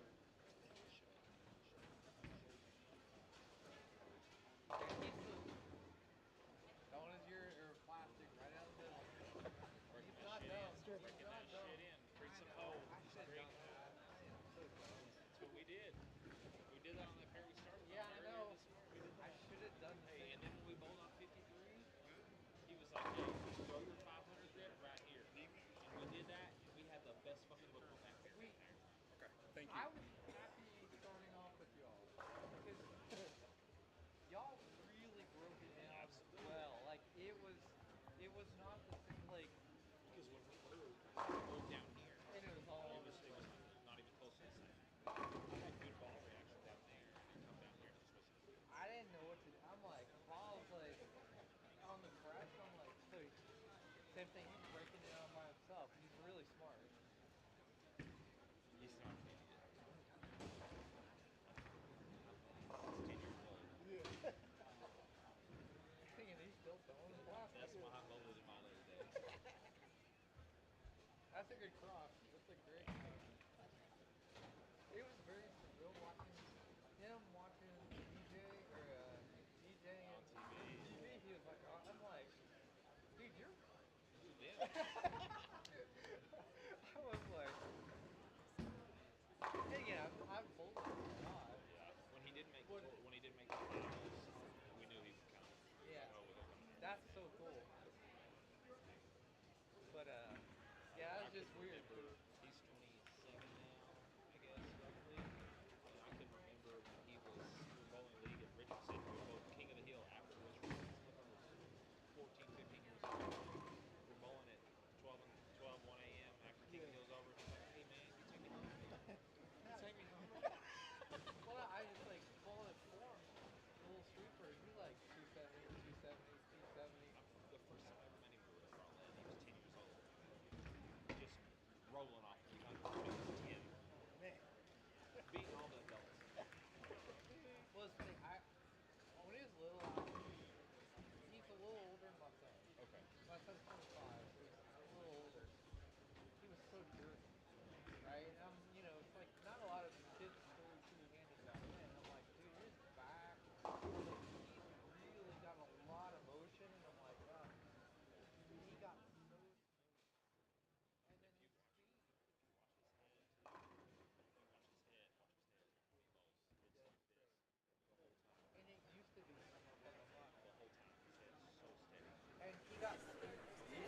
Okay, so it is Anthony Simonsen,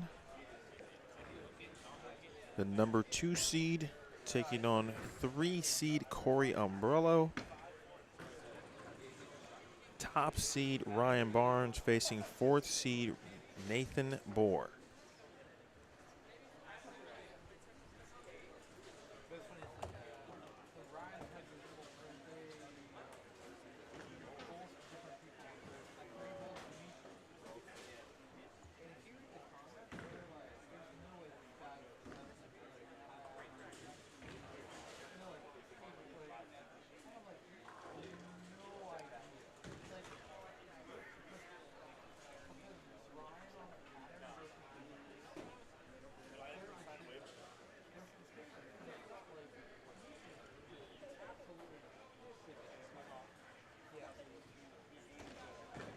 All right, we're underway.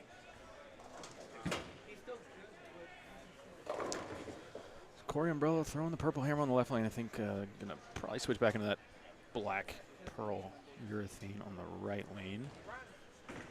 Nathan starting off with a Sub-Zero Forge on the left lane. Tank Rampage Pearl on the right lane. Same 2 balls he threw last game.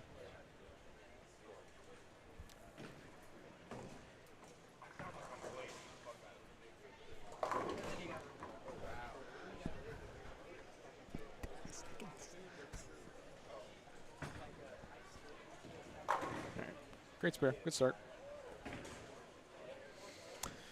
Nathan, kind of similar start on the left lane again. Big split through the middle. Simonsen on the right lane is throwing a Rotogrip Hustler, which is an overseas release. It is a Rotogrip Hustle. Very Simo right there. The Rotogrip Hustle urethane ball, basically. So it's a urethane shell Hustle core. I'm not sure if he threw that all day. I think he might have. But yeah, he's throwing a Hustler. So can't go to your local pro shop and purchase the ball that Simon was going to be throwing on lane 30.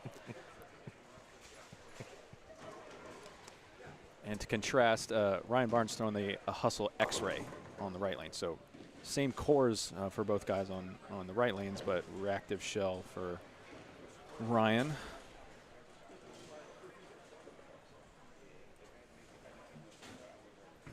And Simon with a rock star on the left lane.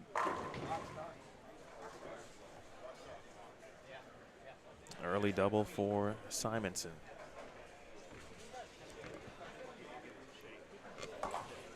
I'm throwing that like onyx, and I'm like slow twirling it, and it's like straight. He's got the shape.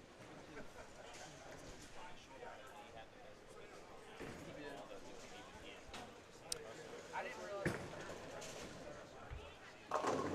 Shot. So for Ryan, right lane, again, Hustle X-Ray, left lane, pitch black, actually. So pitch black on the long pattern. And I do believe he threw that all day. He all did. 8 games. He did. When Chris was in, he talked about almost in a bewilderment how he was able to, Ryan in particular, able to shape pitch black as much as he was. And he just kept moving left. Yeah. Clearing the front a little bit with it. It's not burning up too much, and yeah, shaping it with a pitch black is not something you really say all that much. Purple hammer, yes. You know, both urethane shells, but purple hammer you can shape more traditionally. Yeah, pitch black, pretty much stand up and stop. But it worked for Ryan, and you know, he took the lead. Obviously, the number 1 seed, struck a whole bunch. I don't know if it was as much as Corey, but. Because Ryan started off pretty well. So actually, you know, Ryan went about 290 over because he was 90 something. So it was actually a little bit more than Corey. Uh-oh. All right. It's a good 8.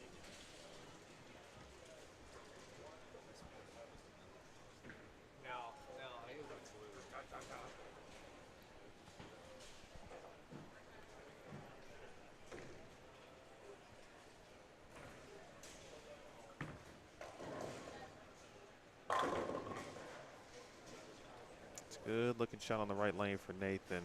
I'll pose a question to you here, Justin. So for Corey and of course, now Nathan, but it might have played a little bit better had Chris or Diana won, just in regards to how many times that they've seen the fresh in basically an hour period. Yep. But even from the Corey Nathan perspective, they both, well, Nathan in particular got off a pair that clearly Yeah, he does not want to bowl another game with 31-32. was not today. that great. And so just the fact that he's on a new pair is going to, I think, produce different results. Yeah, you'd hope so. I mean, they got warm up on both patterns, so the ones coming in, they're not straight cold. They did get to try some new things and try different shapes and see what worked. Simon thought that needed to help and just ran him over, so we see things clearly very differently. But that's not a surprise at all. But yeah, I mean, just coming in, maybe fatigue at some point has got to be a factor too. You know, Diana and Chris bowled 2 extra games than Corey and Nathan did, so they were already at 18, 19 games for the day. And Corey with the crossover, Brooklyn for the turkey, 7 spare triple.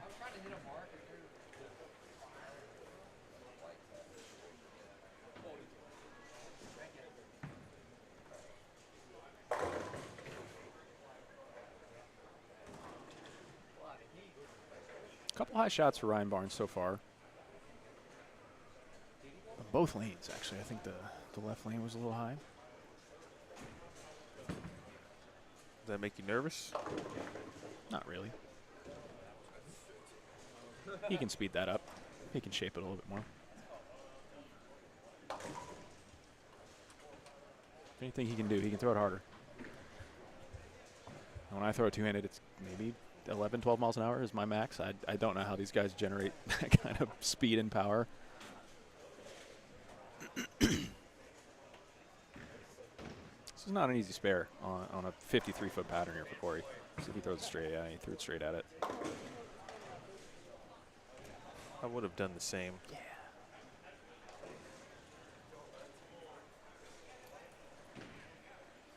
And Corey Umbrello, 3 seed. Anthony Simonsen, 2 seed on the right of your screen. Ryan Barnes, top seed.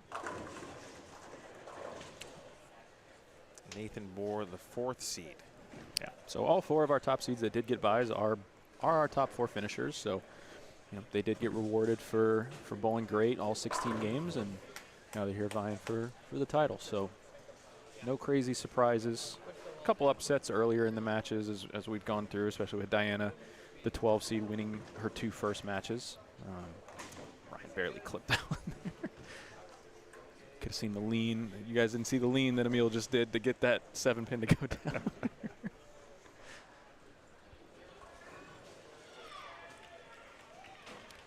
Again, a tale of 2 matches. So low scoring so far on the 27-28. And Corey and Simo shooting 260 at each other. That's the jam it in.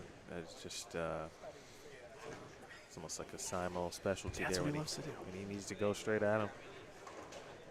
He always tries to find a way to do something everyone else isn't.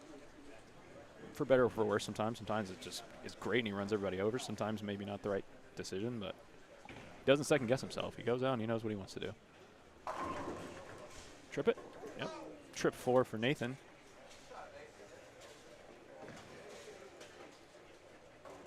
So Nathan up 1 realistically with some good count on the 5th. So close match there. Close match here. Corey strikes again.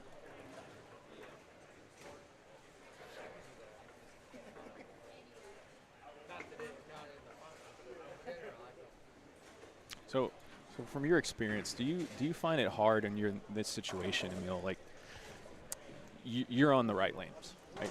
You're shooting 260 at each other. Is it hard for you to not peek over and be like, man, I wish I was over there, maybe bowling that guy, and not fighting for my life, having to shoot 260 to win this match? Maybe I would love shooting 190 to win. No, that's just No? how it goes. Yeah. That's just how it goes. Great double from Nathan. I mean, to some degree, I think every player who of these four in particular, they knew they were going to have to bowl big games, more than likely to win the tournament at this point, especially considering what they bowled on all day, how they performed. And I feel like once you start peaking, then you remove yourself from what's happening on your pair. You leave that moment, and your mind becomes unfocused on what it should be. A little bit of a double dribble there. Just skipped it. I looked right down at his hand. Yeah, Ryan was striking in practice too, so I don't know if it's transition already or getting amped up with the lights on. I know he's mic'd up, so I'm sure he's vlogging right now or live streaming on his own. Yeah, he's definitely good content for the channel.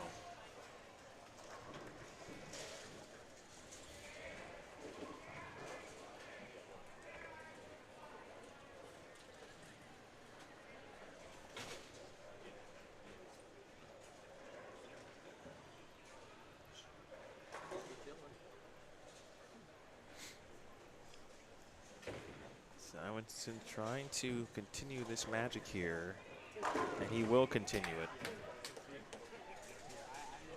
It's going to be a tough out. He always is.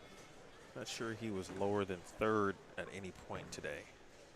He led for a good majority, dropped to second, back to first, to third, and then it was the Barnes versus Simonsen showdown with Corey Umbrello with a seat at the table late on the long pad with an opportunity to, all three had an opportunity to take the top seed. But Barnes did what he had to do.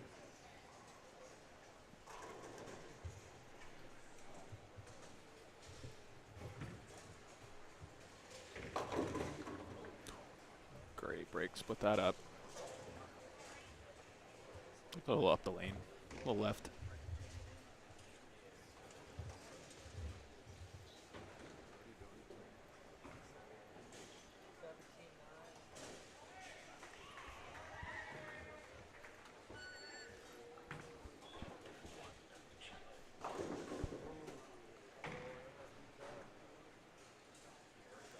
Yeah, just heard a, where did that beep come from? What was that?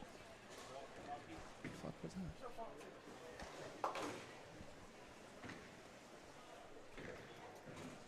It sounded like a walkie. Yeah, it's a walkie right in Nathan's release point. That's unfortunate. Looked that direction immediately, so he definitely heard that.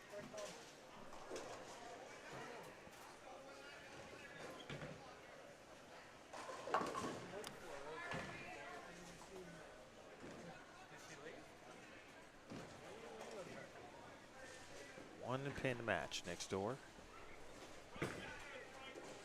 Umbrello packed. 248. The max here for Corey.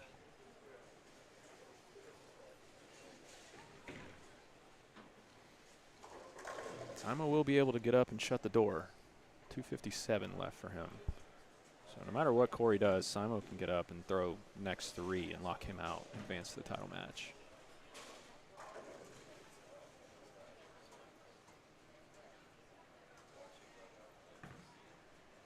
That's left. Ooh. Good break. Couple of trip fours now in the left lane.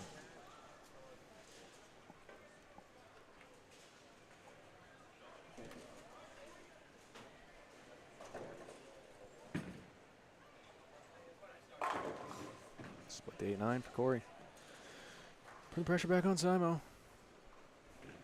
But strike here, double in the 10th, does lock Corey out. So no matter what, Corey's double there just makes Simo need it a little bit more. But Simo can still take care of business. Ball in hand to win his match. Oh, that is way right. Amped up the speed a little bit, might have missed at the bottom, and it never saw the lane. Weaker cover, throwing a hustle. It's not going to dig in too quick. Fell out of it. It's got a hook. Yeah. Yep.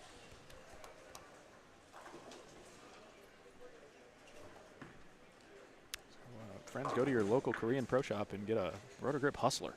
if you're looking for that kind of ball reaction. Well, it's just in Korea.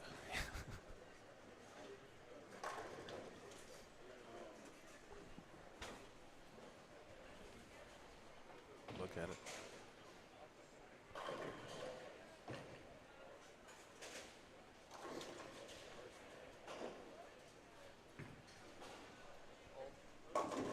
Oh, no. Well, Yeah. Corey's going to need a mark.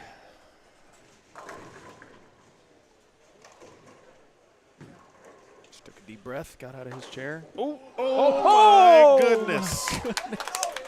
Anthony Simonsen. 4, 6, 7. When you thought it was over. All right, let's see the comments on that. Make sure you guys are paying attention.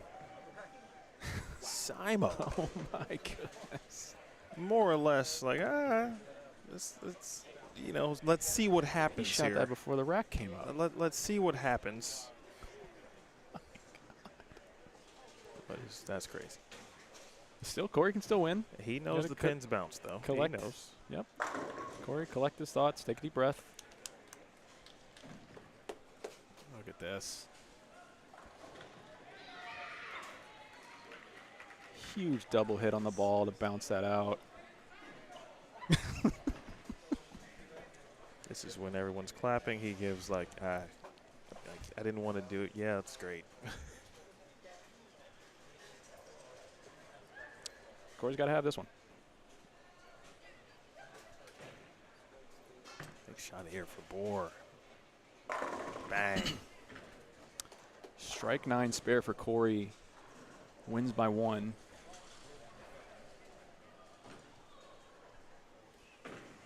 Not his preferred lane, but has been so far this game. Reed. Great shot. Bang. Yep, great shot. 9 spare.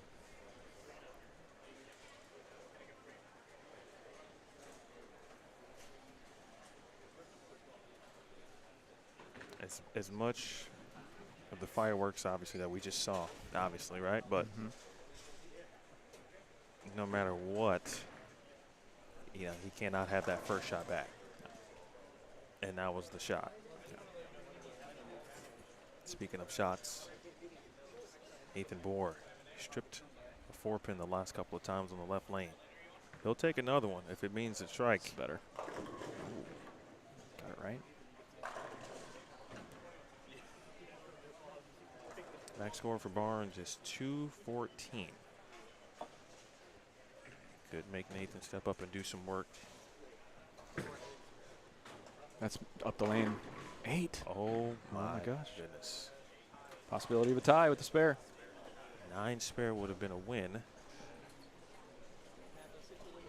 I believe we tied 9th and 10th frame roll off. Believe that is the procedure.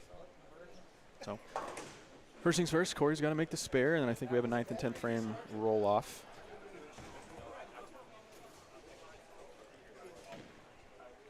Not exactly the spare you want to be shooting either.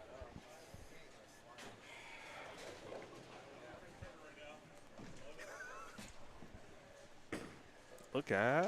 Oh, all right. All right, Okay, we got we tie. tie. We got tie. 9th and 10th frame. Yeah. Just confirmed, tournament director Chris Turner, 9th and 10th frame roll off. Simonsen as the top seed. I'm sure we'll have a choice of finishing lane.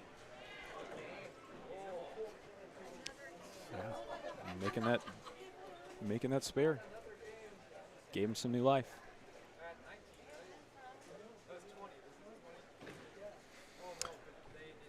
Over here on the left, Nathan with a max score of 215. Again, Ryan struck in the 9th frame, so Ryan max score 214. So this is a 1-pin match over here on the left, even with all the craziness on the right side.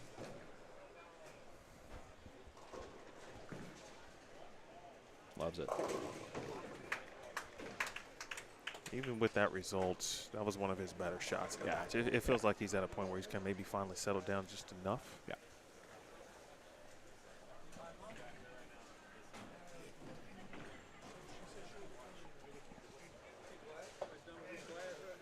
This one forces Nathan to match.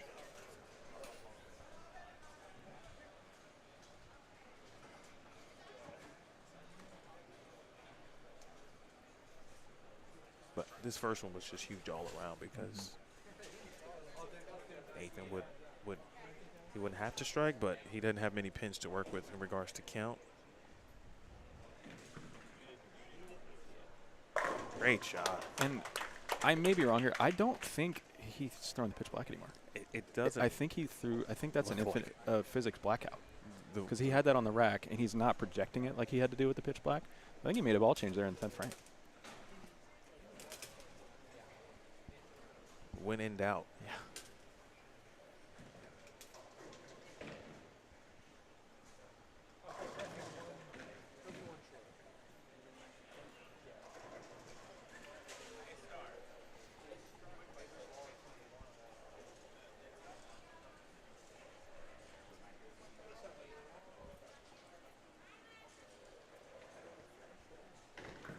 Count important here, and you don't have to worry about it. It's simple. Nathan Bohr is going to need all 3 in the 10th to advance to the Texas Ironman Championship match and continue on his quest to defend his title. Double 9 is a tie. Anything less than that, and Ryan Barnes will head to the title match and look for his 2nd title in 2 seasons. He won in 2023. Again, a battle of champions on the left side of your screen.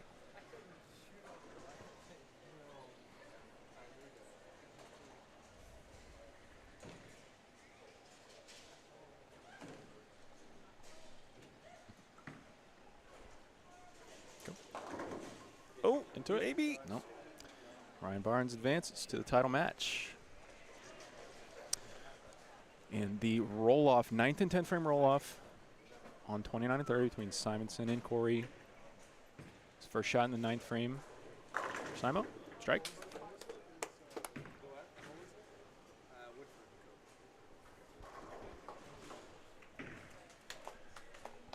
So Simonsen, the higher seed, would have had choice of who starts.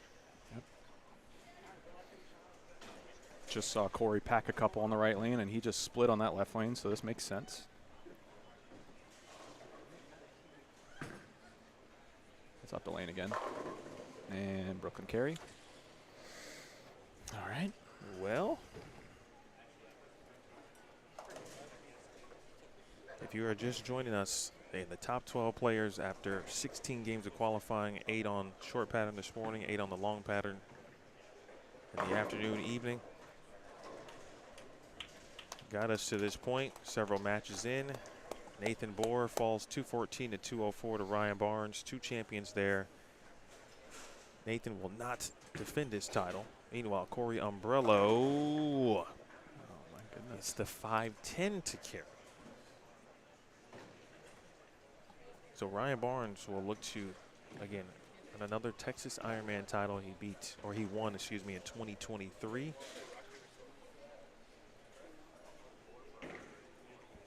Nathan Bohr will finish in the tie for 3rd and will receive $1,200. Again, the winner gets $5,000, runner-up $3,000. It's a pretty good shot. Oh, all right. So I'm going to have a chance here. Double in the 10th, or strike 9. Strike 9 sparing the 10th will get him the W.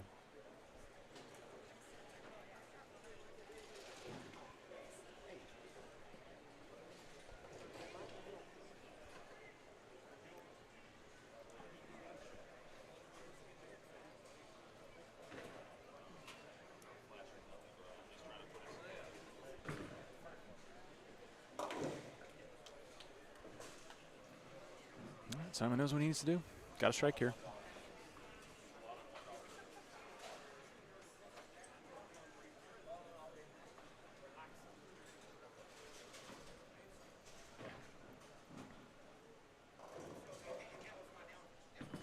Double dribble. Oh, hook.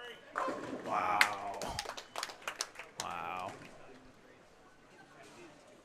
Heard that thing bounce through the headset all the way back here. All right, 9 spare for the win. 8 spare tie. Anything less, you know the drill.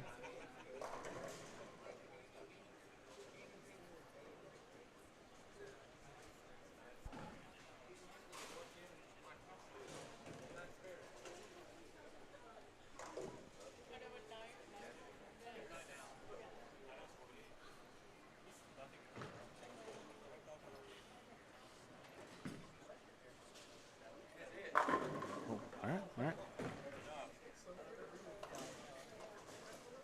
Gotta make the spare. Gotta make the spare to avoid another 9th and 10th frame roll off.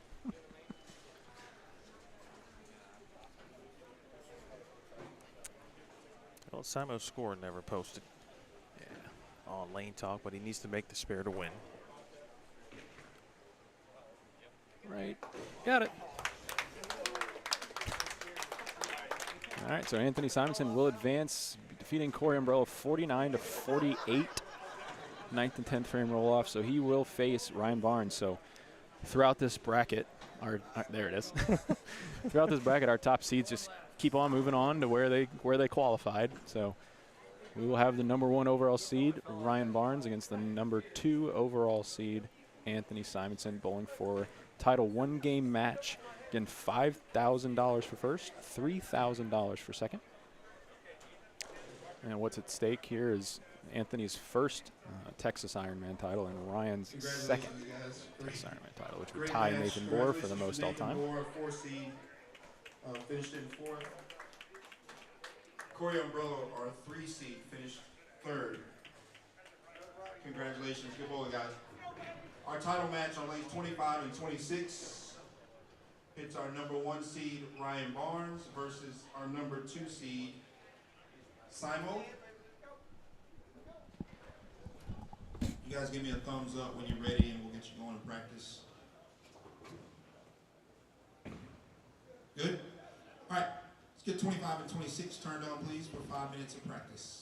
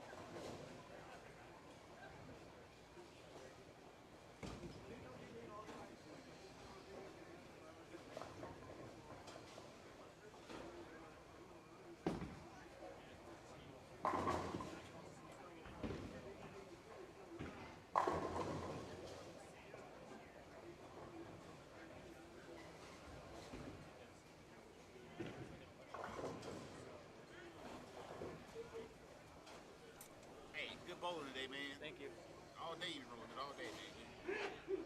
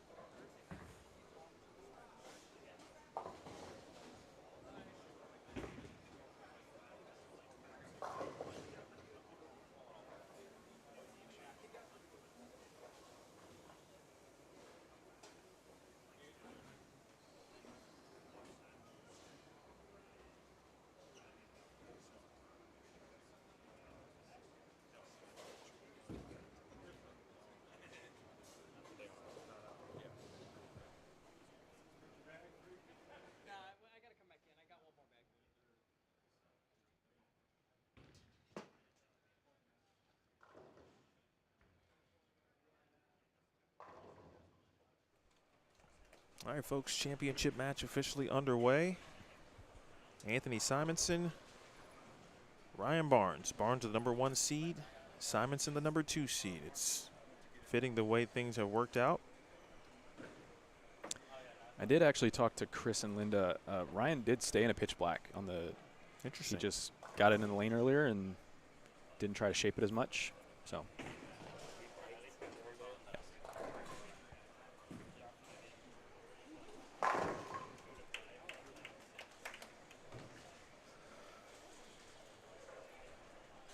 Well, let's see if 1 or 2 scores will appear.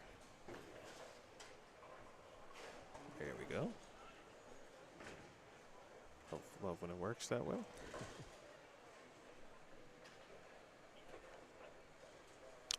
They did say that Ryan switched to the physics blackout on the right lane, though. So he went from the hustle X-ray to the physics blackout on the right lane, and they're both Ryan B. Whatever. But he is back in that pitch black on the left.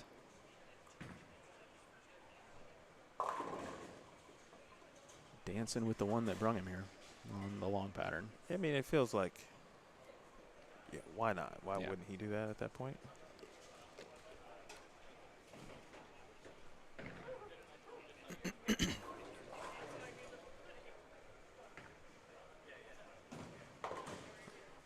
Early chop on the baby split for Ryan.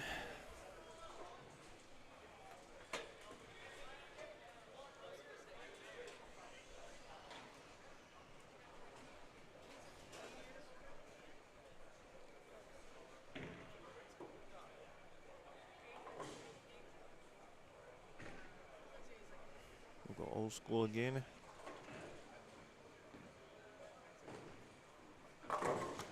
Simon still with that rotor grip hustler on the right lane. I think he's going to throw the Rockstar on the left lane. He had another overseas DNA blaze or something he was throwing in practice. But yeah, he picked up the Rockstar. So same Right. 2 balls he threw last game. He might be the goat of overseas equipment. Overseas and idles. Any idle he can get his hands on. Yep. It's looking solid, tough to beat.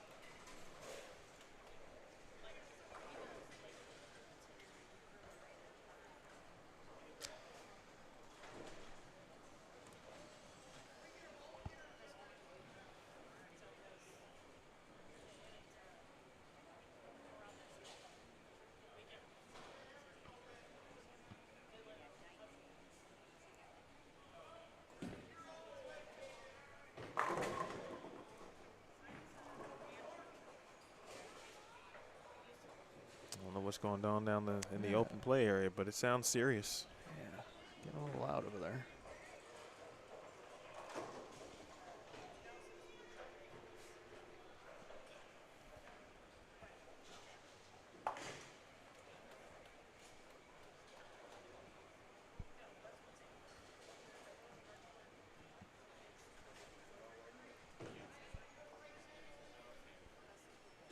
Early 3-bagger again for Simo.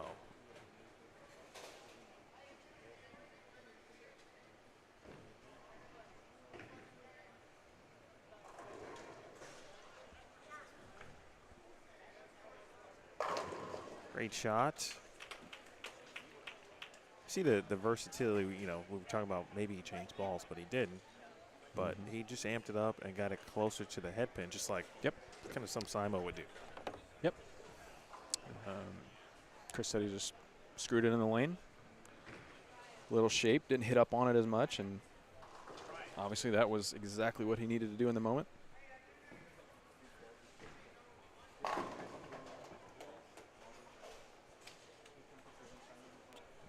Nice return on the votes.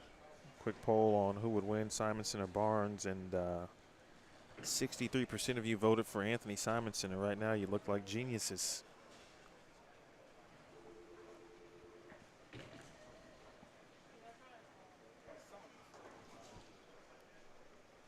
Trying to make it quick here for 5 in a row. Yeah, you bet. Simon would like his first Texas Ironman title. He epitomizes that a little bit, the name, I would say. resident of Vegas now, but obviously native to Texas, Dallas area. I do think it would certainly mean have some deeper meaning. Yeah. Without question, I would agree with you there. Oh, Mike.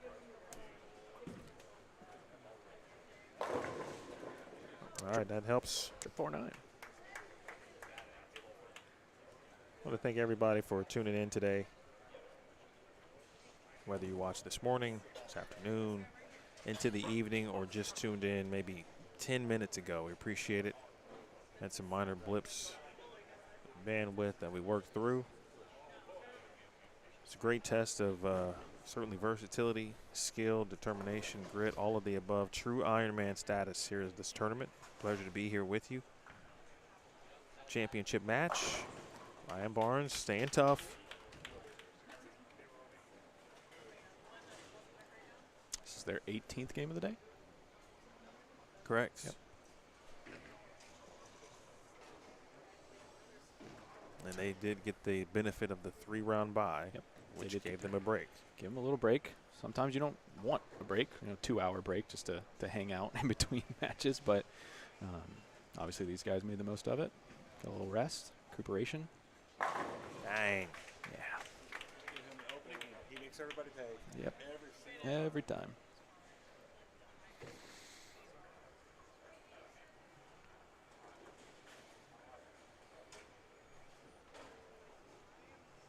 Ryan's not going away. Ryan's fighting. Needs a little help. He might not get it though. Re-rack.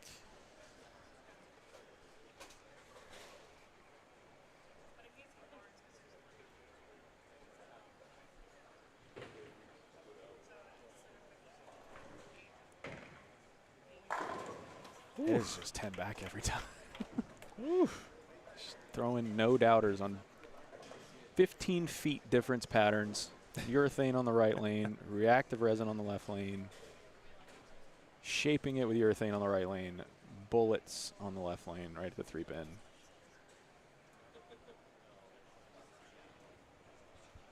That's why most people say he's the most versatile bowler in the world. He can do anything, throw the backup ball, kick it down the lane. He can do anything. But Ryan's not out of it.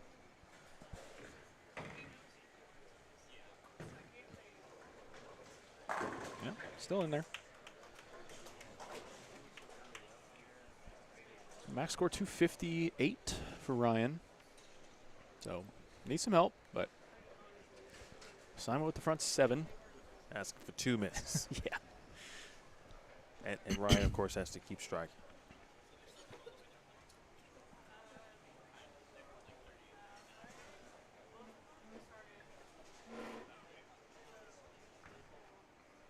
Step up on it. Yeah, fanned it a little bit, I think. And that could just do it right there.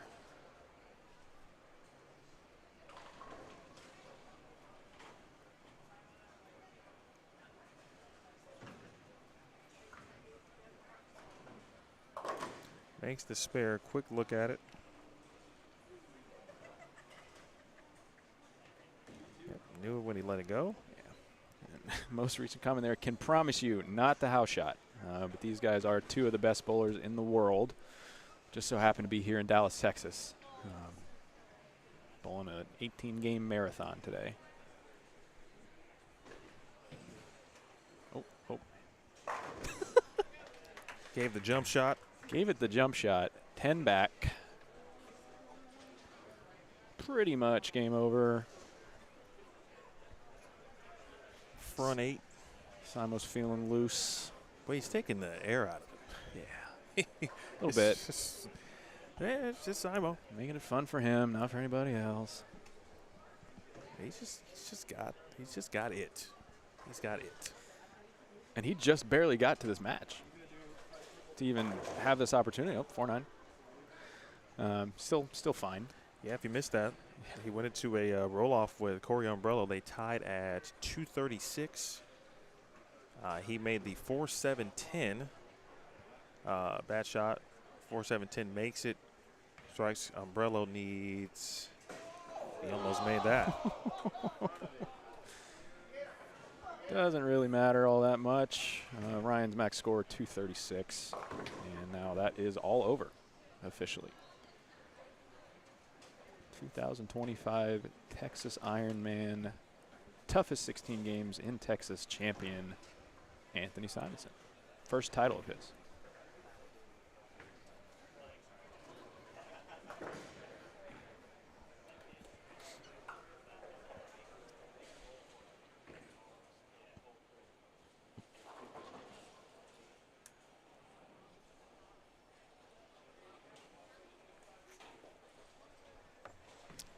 Appreciate everybody tuning in all day. It's 13, 14-hour stream. It is 10:20 p.m. here in Dallas. Started practice right about 9:15 this morning in the first 8-game block. And there it is, Anthony Simonsen taking it in with the win. So everybody tuning in, had a lot of viewers say, some new subscribers, as Emil mentioned, trying to get this channel to 10,000 subscribers. We're midway through 9,000, about 92, 9,300. So share with your friends.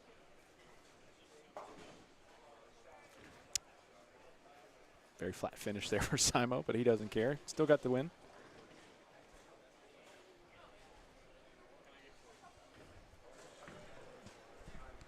That's right, somebody. Yeah, it was the 4.67. I don't remember what I said, but yes. Officially 2:45, 2:25. We'll try to get Simo real quick too, but while you're still on, certainly big thanks to Platinum Ford, Adam Vinci, fantastic. Victory Bowlers, of course, CT and his victory team, H5G, High Five, Gear Storm. Chris Warren's Pro Shop right here inside Plano Super Bowl. Of course, Plano Super Bowl, Scott Craddock, Tyson Brannigan, Butch Warren, and KNH. We'll see if CT, speaking of him, will have a little bit of a presentation. So hang tight. Thanks to Justin.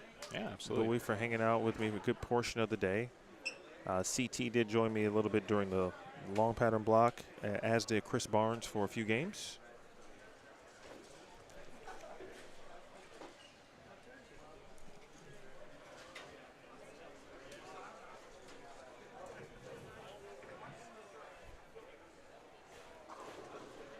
It's like you know exactly how it's work. Yeah. You've watched enough bowling. Watched some bowling before. Watched some of your live streams. But Emil, it was a pleasure. I appreciate you inviting me in. Let me hang out for most of the day. It's a good time. So Yeah, I don't know if this was your plan today, but hey, I had no plan today, so this was fun for me. Got to watch some bowling. Not usually a big fan of watching bowling, but when I can't really physically do it at the moment, Thank you guys that are here. it's a pleasure to still hang out. So Been here. hear CT with all his day. announcements. Thank you. I appreciate that. Hope you guys enjoyed it. Yeah. Some of you bowled and are still here, so I definitely appreciate that. I hope you guys enjoyed this tournament, annual tournament that we're going to do this weekend. Done in August before, but it'll be this weekend every year. So you guys make sure, let everybody know how your experience was. If you enjoyed it, have fun. Once again, thank you to our sponsors, Platinum Ford, High Five Storm, K&H, Chris Warren's Pro Shop, and Plano Super Bowl, most importantly, and their staff. Thank you for everything. Thank you again to all the bowlers. Thank you again to all the bowlers that participated in this, our 5th Ironman. So we will get on with it. In second place, this kid has been hot for the last 3 or 4 years now, I don't know, but a long time. And now it's just, you know, I don't even know what to say about you, Ryan, but I'm out here. Good bowling, man, all the time. Just, yeah, I'm talking about you. Good bowling all the time. Seems like everything you touch has been gold for the last few years. So I always appreciate your support. Second place, taking home $3,000 in the tournament, and an additional $1,200. Ryan Barnes. Congratulations, man. Good bowling.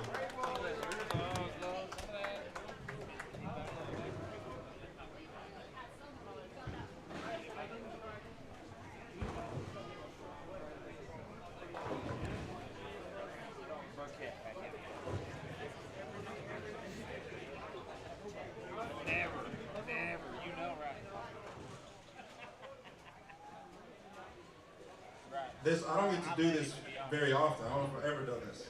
But,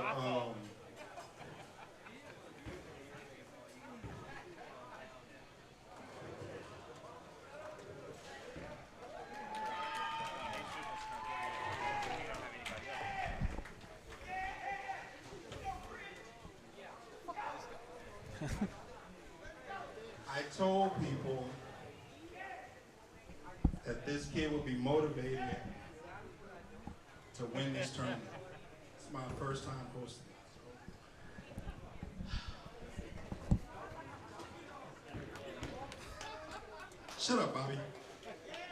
Anyway, congrats. 5,000. Good bowling. And just a little extra 1,600 on the side.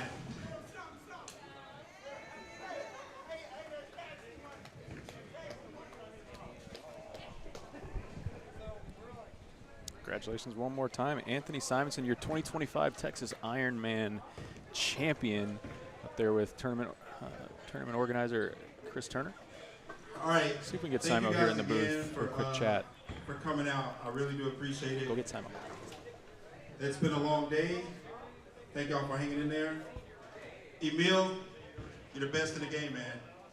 I appreciate it. Bowstring TV, thank you for taking time out of your busy schedule. All right, you guys get home safe. Thanks to our sponsors again, Platinum Forward, everybody. Thank y'all for hanging out. Good night. Big thank you again to Justin.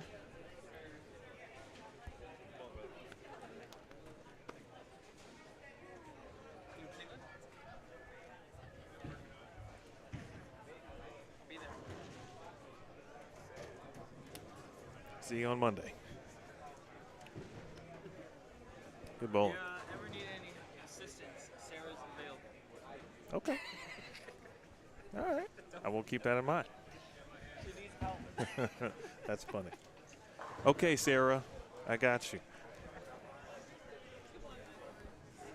We're going to try to get Simon real quick. It's going to be difficult. You actually bowled good. Why would I give you this now? I know you did. I thought about it too. We're going to try.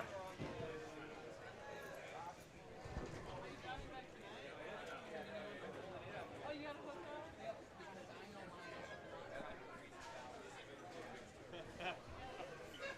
Yeah, this is a smart move. Smart move. Some Probably 8 minutes away. handling business. Financial items are at the forefront, of course. 3 minutes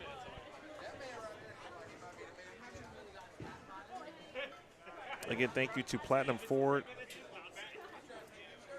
Adam Vinci, Victory Bowlers, of course, CT and his squad, H5G, Storm, Chris Warren's Pro Shop, K&H, and all of the wonderful staff here at Plano Super Bowl, Scott Craddock, Tyson Brannigan, and Butch Warren.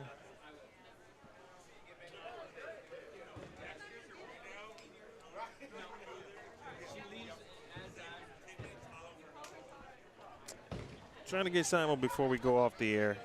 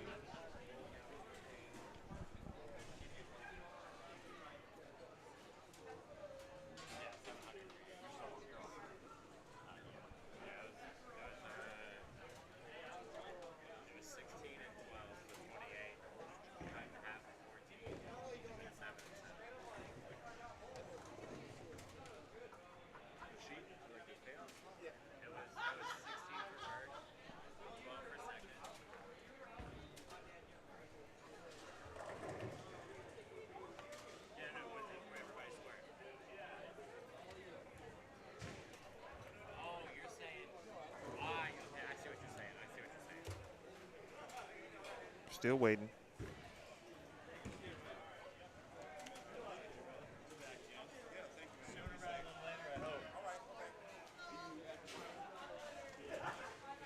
Who really wants to hear from Simo? Let's see who. Oh, a couple people still hanging around waiting.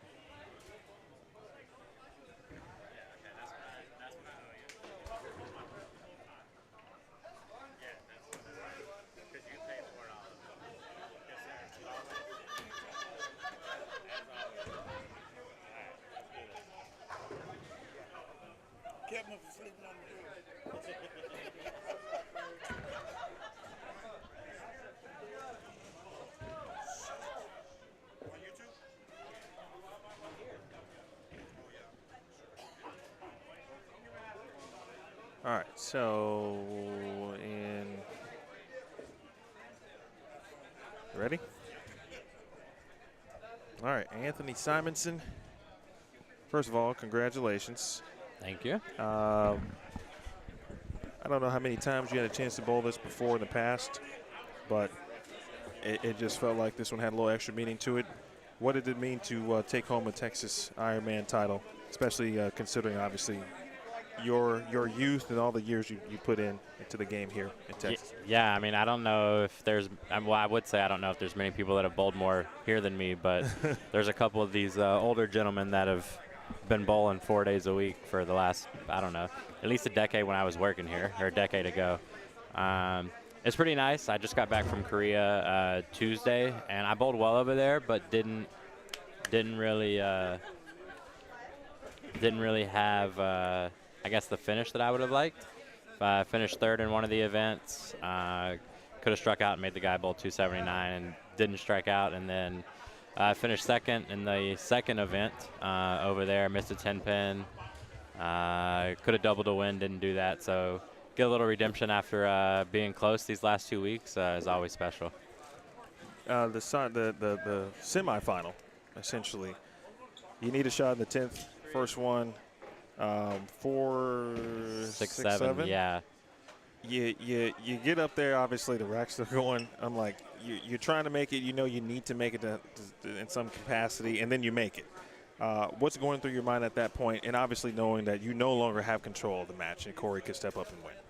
Kind of irritating because it's now the third 10th frame in a row that I didn't bowl very well in, at least in a match. I'd had a couple moments where we bowled well in some spots, and then other spots weren't very good. So I guess kind of some positives and negatives to it. We'll have to figure out how to start doubling in the 10th frame because that would get me a little more money in my pockets over these last few events. But yeah, I was just kind of a little rage tossed down there and fortunate enough to get the bounce. I don't know if I've ever even made that one in this building. I know I made it one other time. It was also a little rage incident. So neat to, I guess, at least give yourself an opportunity. But after his first shot, I definitely didn't anticipate him getting 8 on that first or the second ball in the 10th. When you just think about all the things you've accomplished in your lifetime and still a ton to go at this point, where would you rank this one at this particular point in your still youthful career? You know, it's up there. It's always cool to win a tournament in a center that spent a lot of time in. I've worked a lot in. I've seen it go through more changes than most people have in here.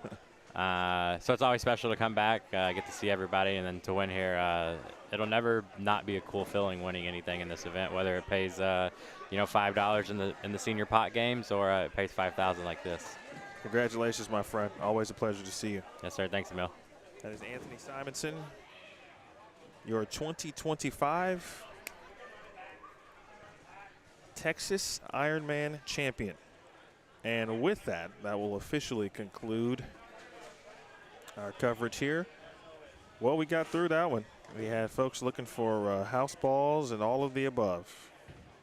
Never know what you'll find out in what you'll see during a post-game interview. Either way, it's been a fun day, all in one day.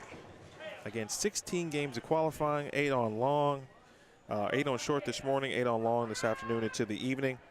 And then match play, top 12 advanced. And the last one standing here tonight is Anthony Simonsen. With that said, we'll bid you adieu one more time. Since he's still here, and we briefly talked about it, only since he popped up.